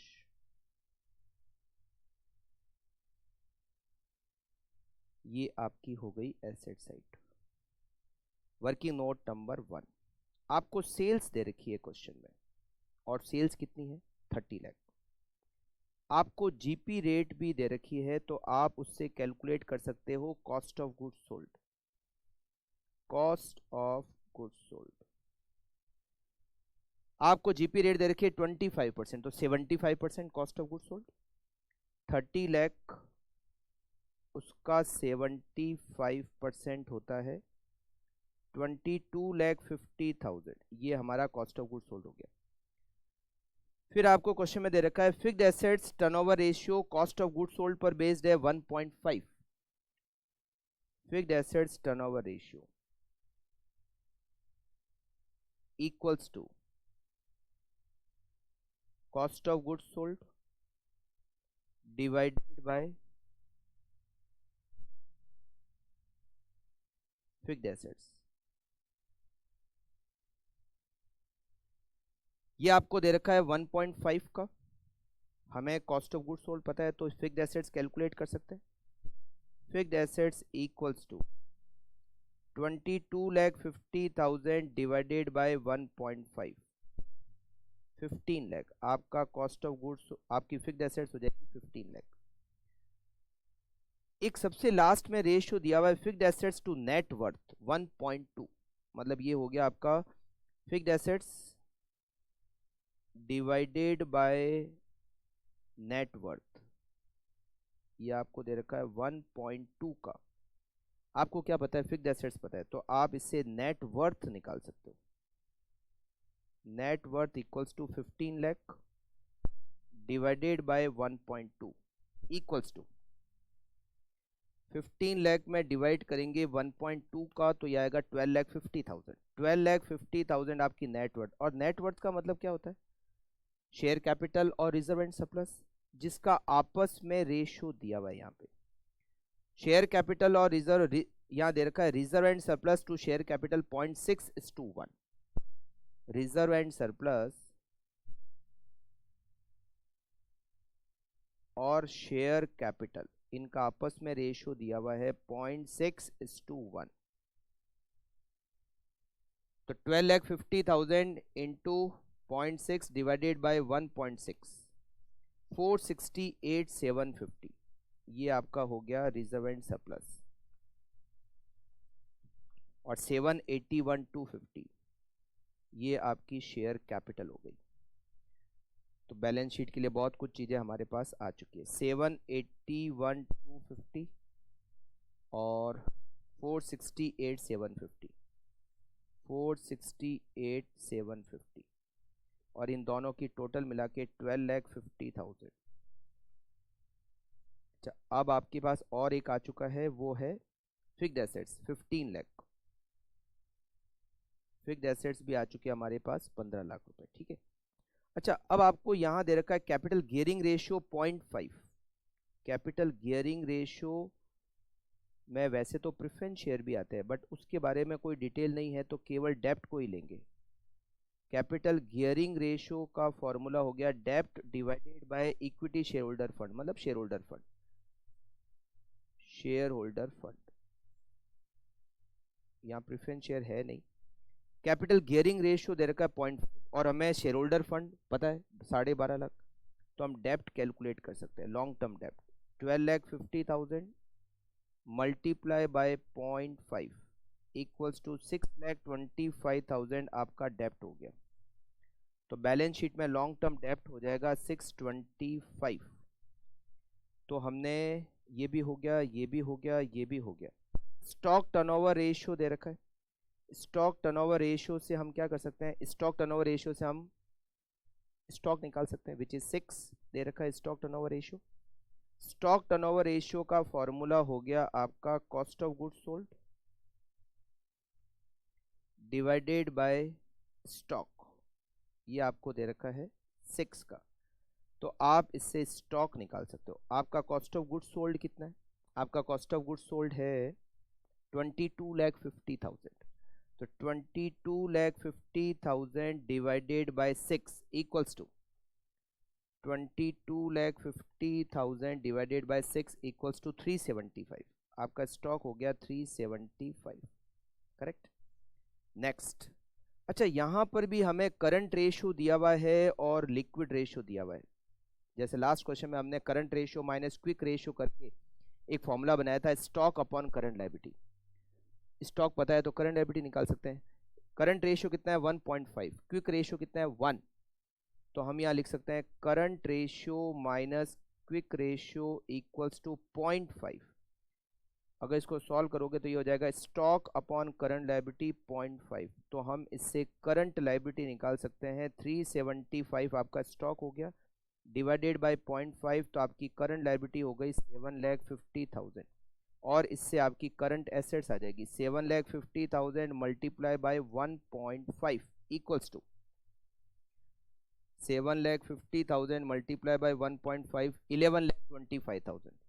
11,25,000 आपकी करंट एसेट आ गई, करंट लायबिलिटी भी आ गई, करंट एसेट्स भी आ गई। 7,50,000 आपकी करंट लायबिलिटी आ गई और 11,25,000 आपकी करंट एसेट्स आ गई और आपका स्टॉक भी आ चुका है। स्टॉक कितना है? स्टॉक है हमारा 375, स्टॉक 375। अच्छा, बैलेंस शीट की टोटल इधर की तो हो गई 26,25,000 और इधर की भी इतनी हो जाएगी 12,50,000 प्लस 625 प्लस 7,50,000, बिल्कुल इधर की भी हो गई 26,25,000। डेटर कैलकुलेट करने के लिए हमें यहाँ क्वेश्चन में रिसीवेबल कलेक्शन पीरियड दे रखा है 2 month. Debtor collection period, receivable collection period equals to 12 divided by DTR. DTR equals to 12 divided by 2 equals to 6. DTR equals to sales divided by debtor. हमें sales पता है, sales कितनी है 30 लाख है, तो हम इससे कैलकुलेट कर लेंगे debtor. Debtor equals to sales कितनी है 30 लाख डिवाइडेड बाय 6, हमारे डेटर हो जाएंगे 5 लाख रुपए के। बैलेंस शीट में हम डेटर लिखेंगे 5 लाख के, तो हमें क्या बैलेंसिंग फिगर मिल जाएगी? कैश बैलेंसिंग फिगर मिल जाएगी 11,25,000 माइनस 375,000 माइनस 5, आपको कैश बैलेंसिंग फिगर मिल जाएगी 2,50,000। तो ये तो आपका कंप्लीट हो गया, पॉइंट नंबर फर्स्ट कंप्लीट हो गया। एक यहां पर दे रखा है, आप सेकंड पॉइंट दे रखा है statement showing working capital requirement. Working capital क्या होती है? Current assets minus current liability. आपको वर्किंग कैपिटल कैलकुलेट करना है if the company want to make a provision for contingency at the rate of 10% of net working capital including such provision. वैसे तो ये जो पॉइंट दे रखा है, आप जब हम चैप्टर पढ़ेंगे वर्किंग कैपिटल मैनेजमेंट तो उसमें ये पॉइंट आपका क्लियर हो जाएगा कि ये क्या दे रखा है, ठीक है। मगर यहाँ पर तो एक बार सॉल्व कर ही लेते हैं। देखिए, वर्किंग कैपिटल आपको कैलकुलेट करनी है आपकी करंट एसेट्स, ये पॉइंट नंबर सेकंड का आंसर है, पॉइंट नंबर सेकंड का आंसर है। आपकी करंट एसेट्स कितनी है? आपकी जो करंट एसेट है वो है 11,25,000 की। आपकी करंट लायबिलिटी कितनी है? आपकी करंट लायबिलिटीज है 7,50,000 की। तो आपकी वर्किंग कैपिटल कितनी हो गई? आपकी वर्किंग कैपिटल हो चुकी है 3,75,000, ठीक है। मगर ये कह रहा है वर्किंग कैपिटल कैलकुलेट करो इंक्लूडिंग प्रोविजन। इसमें क्या करना है आपको? प्रोविजन फॉर कॉन्टीजेंसी ऐड करना है। कितना? 10%। मगर ये जो प्रोविजन फॉर कॉन्टीजेंसी 10% ऐड करना है, ये प्रोविजन को ऐड करने के बाद जो यहां अमाउंट आएगा, यहां जो अमाउंट आएगा उसका 10% आपको प्रोविजन बनाना है। मतलब जो प्रोविजन फॉर कॉन्टीजेंसी है वो 10% है, मगर ये जो 375 कैलकुलेट किया इसका 10% नहीं। इस 375 में प्रोविजन ऐड होने के बाद जो अमाउंट आएगा उसका 10% प्रोविजन होगा। इसका मतलब ये हो गया कि अगर मान लो ये 100 रुपए होते हैं, मान लेते हैं ये 100 रुपए, तो ये 10 रुपए होंगे, 100 रुपए का ये 10%, तो ये 90 बचा। इसका मतलब ये जो 3,75,000 है ये 90 के बराबर हो गया, और प्रोविजन फॉर कॉन्टीजेंसी 10 के बराबर। 3,75,000 divided by 90 into 10, it is 416,667, 416,667, इसका 10%, मतलब ये हो गया 416,667, और ये जोड़ोगे तो ये हो जाएगा 416,667। अब आप चेक कर सकते हो, ये जो 416,667 है इसका 10% 416,667 है। तो आपको वर्किंग कैपिटल की रिक्वायरमेंट आपको कैलकुलेट करनी थी, और वो वर्किंग कैपिटल की रिक्वायरमेंट हो गई 4,16,667, और ये बहुत ज़्यादा हम डिस्कस करेंगे जब आप चैप्टर पढ़ोगे वर्किंग कैपिटल मैनेजमेंट, ठीक है। तो ये आपका क्वेश्चन कंप्लीट हो गया, और अब हम बढ़ते हैं लास्ट क्वेश्चन पे, और वो लास्ट क्वेश्चन है हमारा क्वेश्चन नंबर 16, ठीक है। मई 2007 अटेम्प्ट में ये क्वेश्चन आ चुका है। चलिए स्टार्ट करते हैं। Following accounting information and financial ratio of XYZ limited related two year ended 31 मार्च 2003। आपको कुछ फाइनेंशियल डिटेल दे रखी है, अकाउंटिंग इंफॉर्मेशन, जीपी रेशियो दिया हुआ है, नेट प्रॉफिट रेशियो दिया हुआ है, रॉ मटेरियल कंज्यूम्ड दिया हुआ है 20% ऑफ वर्क्स कॉस्ट। देखिए अकाउंट्स में वर्क्स कॉस्ट का मतलब कॉस्ट ऑफ गुड्स सोल्ड ही होता है, आप चाहे नोट कर लीजिए, कॉस्ट ऑफ गुड्स सोल्ड को ही अकाउंट्स में हम वर्क्स कॉस्ट कहते हैं। Direct wages 10% of works cost, raw material stock 3 month usage, usage का मतलब होता है कंजम्पशन, तो जो रॉ मटेरियल का स्टॉक है वो 3 मंथ कंजम्पशन के बराबर है। इसका मतलब बैलेंस शीट में करंट एसेट्स में रॉ मटेरियल का स्टॉक आएगा इस क्वेश्चन में। और फिनिश गुड्स का स्टॉक दे रखा है 6% ऑफ वर्क्स कॉस्ट, दो स्टॉक आएंगे, रॉ मटेरियल का स्टॉक, फिनिश गुड्स का stock. Debtor collection period 60 days. अब कुछ रेशियो दिए हुए हैं, fixed assets to sales 1:3, fixed assets to current assets 13:11, current ratio 2, long term loan to current liability 2:1, और capital to reserve and surplus 1:4। If value of fixed assets as on 31st March 2003 amounting to rupees 26 lakh, prepare a summarized profit and loss account for the company for the year ended 31st March 2003 and balance sheet as at 31st March 2003। आपको P&L बनाना है, मतलब trading P&L, और आपको balance sheet बनानी है, ठीक है। चलिए स्टार्ट करते हैं। सबसे पहले तो हम यहाँ पर ट्रेडिंग और P&L अकाउंट का फॉर्मेट बना देते हैं, ट्रेडिंग एंड P&L अकाउंट।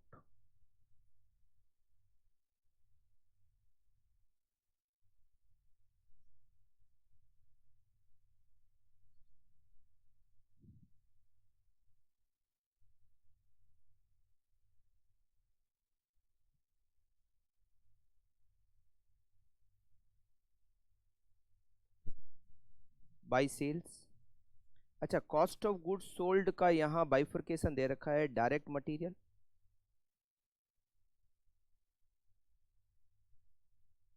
फिर डायरेक्ट वेजेज, और बचे हुए हो जाएंगे फैक्ट्री के overhead. Cost of goods sold भी आप लिख सकते हो, मगर उसका बाइफर्केशन दिया हुआ है तो ऐसे भी कर सकते हो, 2GP, यहाँ आ जाएगा ग्रॉस प्रॉफिट। फिर और कोई एक्सपेंसेस की डिटेल यहाँ पर है नहीं P&L में, तो क्या करेंगे हम, by gross profit to operating expenses. वैसे लोन है बट इंटरेस्ट के बारे में कुछ दिया हुआ नहीं है, तो टू नेट प्रॉफिट। ये हमारा ट्रेडिंग P&L का फॉर्मेट तैयार हो गया। फिर बैलेंस शीट, बैलेंस शीट में दिया हुआ है लॉन्ग टर्म लोन के बारे में, तो बैलेंस शीट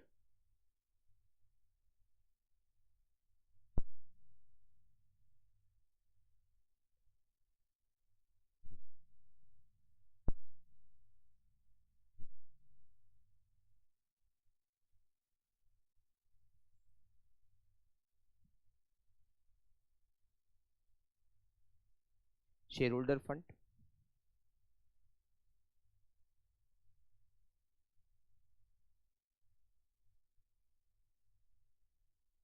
इसमें शेयर कैपिटल और reserve and surplus,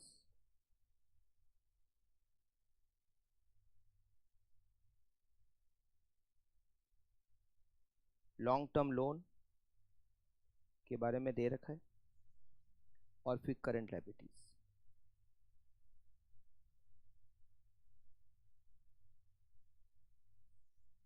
fixed assets which is given, fixed assets हमें दे रखी है सबसे लास्ट लाइन में क्वेश्चन में। फिक्स्ड एसेट्स की वैल्यू दे रखी है 26 lakh, fixed assets 26 lakh. Current assets, current assets में रॉ मेटेरियल का स्टॉक, फिनिश गुड्स का स्टॉक, डेटर और कैश।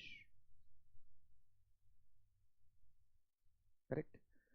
देखिए सबसे पहले तो हमें यहाँ पर एक रेशियो दिया हुआ है fixed assets to current assets, मतलब फिक्स्ड एसेट्स अगर 13 है तो करंट एसेट्स 11 है। फिक्स्ड एसेट्स हमें पता है 26 लाख, डिवाइडेड बाय 13 करेंगे, मल्टीप्लाई बाय 11 करेंगे तो हमें करंट एसेट्स मिल जाएगी 22 लाख। करंट एसेट्स 22 लाख मिल गई, तो आपको बैलेंस शीट की एसेट साइड की टोटल मिल गई 48 लाख, और सेम टू सेम हम लिख देंगे लाइबिलिटी साइड में 48 लाख। फिर आपको यहाँ दिया हुआ है करंट रेशियो 2, करंट एसेट्स पता है, करंट एसेट्स डिवाइडेड बाय 2 करेंगे तो करंट लायबिलिटी आ जाएगी 11 लाख। फिर आपको दे रखा है कि लॉन्ग टर्म लोन जो है वो करंट लायबिलिटी का 2:1 है, मतलब जितनी करंट लायबिलिटी है उससे डबल लॉन्ग टर्म लोन है। करंट लायबिलिटी 11 लाख है, तो आपका जो लॉन्ग टर्म लोन है वो 22 लाख हो गया। तो balancing figure share holder fund, balance sheet की टोटल कितनी होती है 48 लाख। 48 लाख में से 11 लाख माइनस किया, 22 लाख माइनस किया, तो आपको 15 लाख रुपीज का शेयर होल्डर फंड मिल गया। शेयर होल्डर फंड में क्या क्या है, शेयर कैपिटल और रिजर्व एंड सरप्लस है। कैपिटल और रिजर्व का रेशियो दिया हुआ 1:4, तो 15 लाख को 1:4 के रेशियो में बांटोगे तो 3 लाख की आपकी शेयर कैपिटल हो जाएगी और 12 लाख का आपका रिजर्व एंड सरप्लस हो जाएगा। लाइबिलिटी साइड तो फुली कंप्लीटेड, वैसे एसेट साइड भी कंप्लीट हो चुकी है बट करंट एसेट्स का बाइफर्केशन बाकी है। ठीक है, फिर आपको दे रखा है यहाँ पर fixed assets to sales. Fixed assets अगर 1 है तो सेल्स उसका 3 गुना है, तो 26 लाख आपकी फिक्स्ड एसेट्स है, उसका 3 गुना होता है 78 लाख, तो मतलब आपकी सेल्स जो है वो 78 लाख हो गई।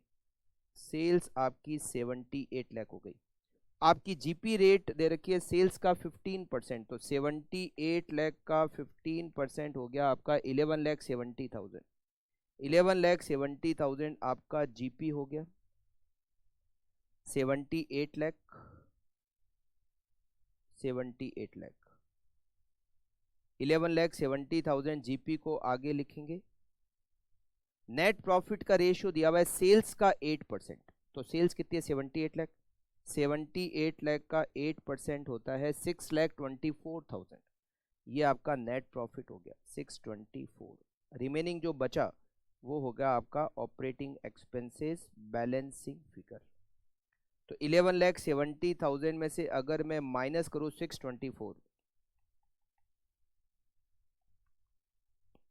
546 आपके ऑपरेटिंग एक्सपेंसेस हो गए बैलेंसिंग फिगर। अच्छा 78 लाख आपकी सेल्स है, माइनस जीपी 11,70,000 है, तो आपका कॉस्ट ऑफ गुड्स सोल्ड हो गया 66,30,000। 66,30,000 का 20% रॉ मटेरियल कंज्यूम्ड है, मल्टीप्लाई बाय 20%, मतलब रॉ मटेरियल कंज्यूम्ड हो गया 13,26,000। ठीक है। अच्छा वेजेज आपके कॉस्ट ऑफ गुड्स सोल्ड का 10% है, तो 66,30,000 का 10%, 6,63,000 आपकी डायरेक्ट वेजेज हो गई, और बैलेंसिंग फिगर आपका कॉस्ट ऑफ गुड्स सोल्ड में बचा वो हो गया फैक्ट्री ओवरहेड। तो 78 लाख माइनस 13,26,000 माइनस 6,63,000 माइनस 11,70,000, तो आपका 46,41,000, 46,41,000 आपका फैक्ट्री ओवरहेड हो गया। अच्छा ये तो ट्रेडिंग पिंडल पूरा हो गया। फिर आपको दे रखा है कि जो रॉ मेटेरियल का स्टॉक है वो 3 महीने के कंजम्पशन के बराबर है। आपका रॉ मेटेरियल कंजम्पशन कितना है 13,26,000 साल भर का। डिवाइडेड बाय 12 करेंगे और मल्टीप्लाई बाय 3 करेंगे तो आपको रॉ मटेरियल का स्टॉक मिल जाएगा 331,500। करेक्ट, रॉ मटेरियल का स्टॉक मिला 331,500। फिर आपको दे रखा है कि आपका जो फिनिश गुड्स का स्टॉक है वो 6% है वर्क्स कॉस्ट का। वर्क्स कॉस्ट का मतलब कॉस्ट ऑफ गुड्स सोल्ड।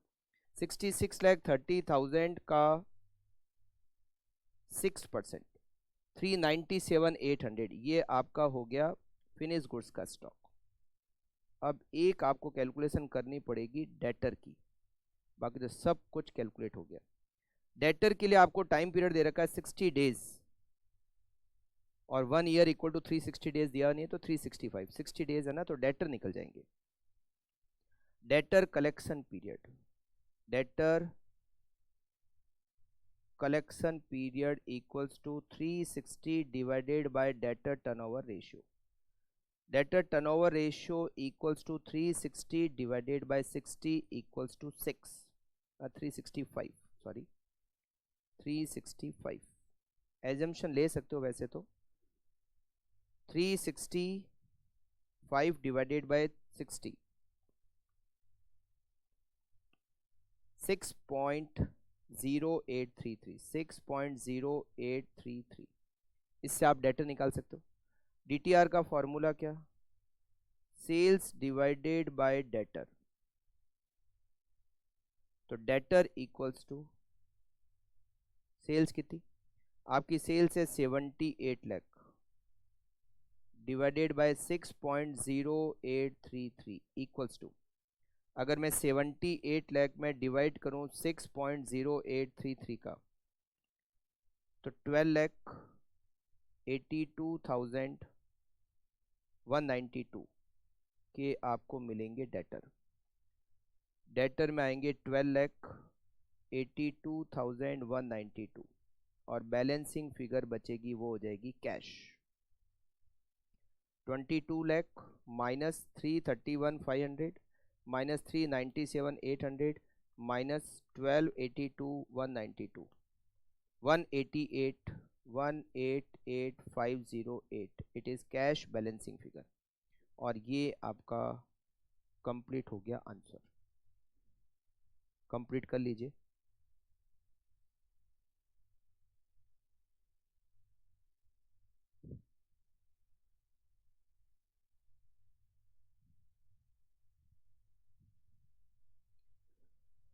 तो यहाँ पर हमारे चैप्टर एंड हो गया और आज की क्लास भी हम यहीं पे एंड करते हैं। मिलते हैं नेक्स्ट क्लास में नए चैप्टर के साथ। Okay, thank you, take care.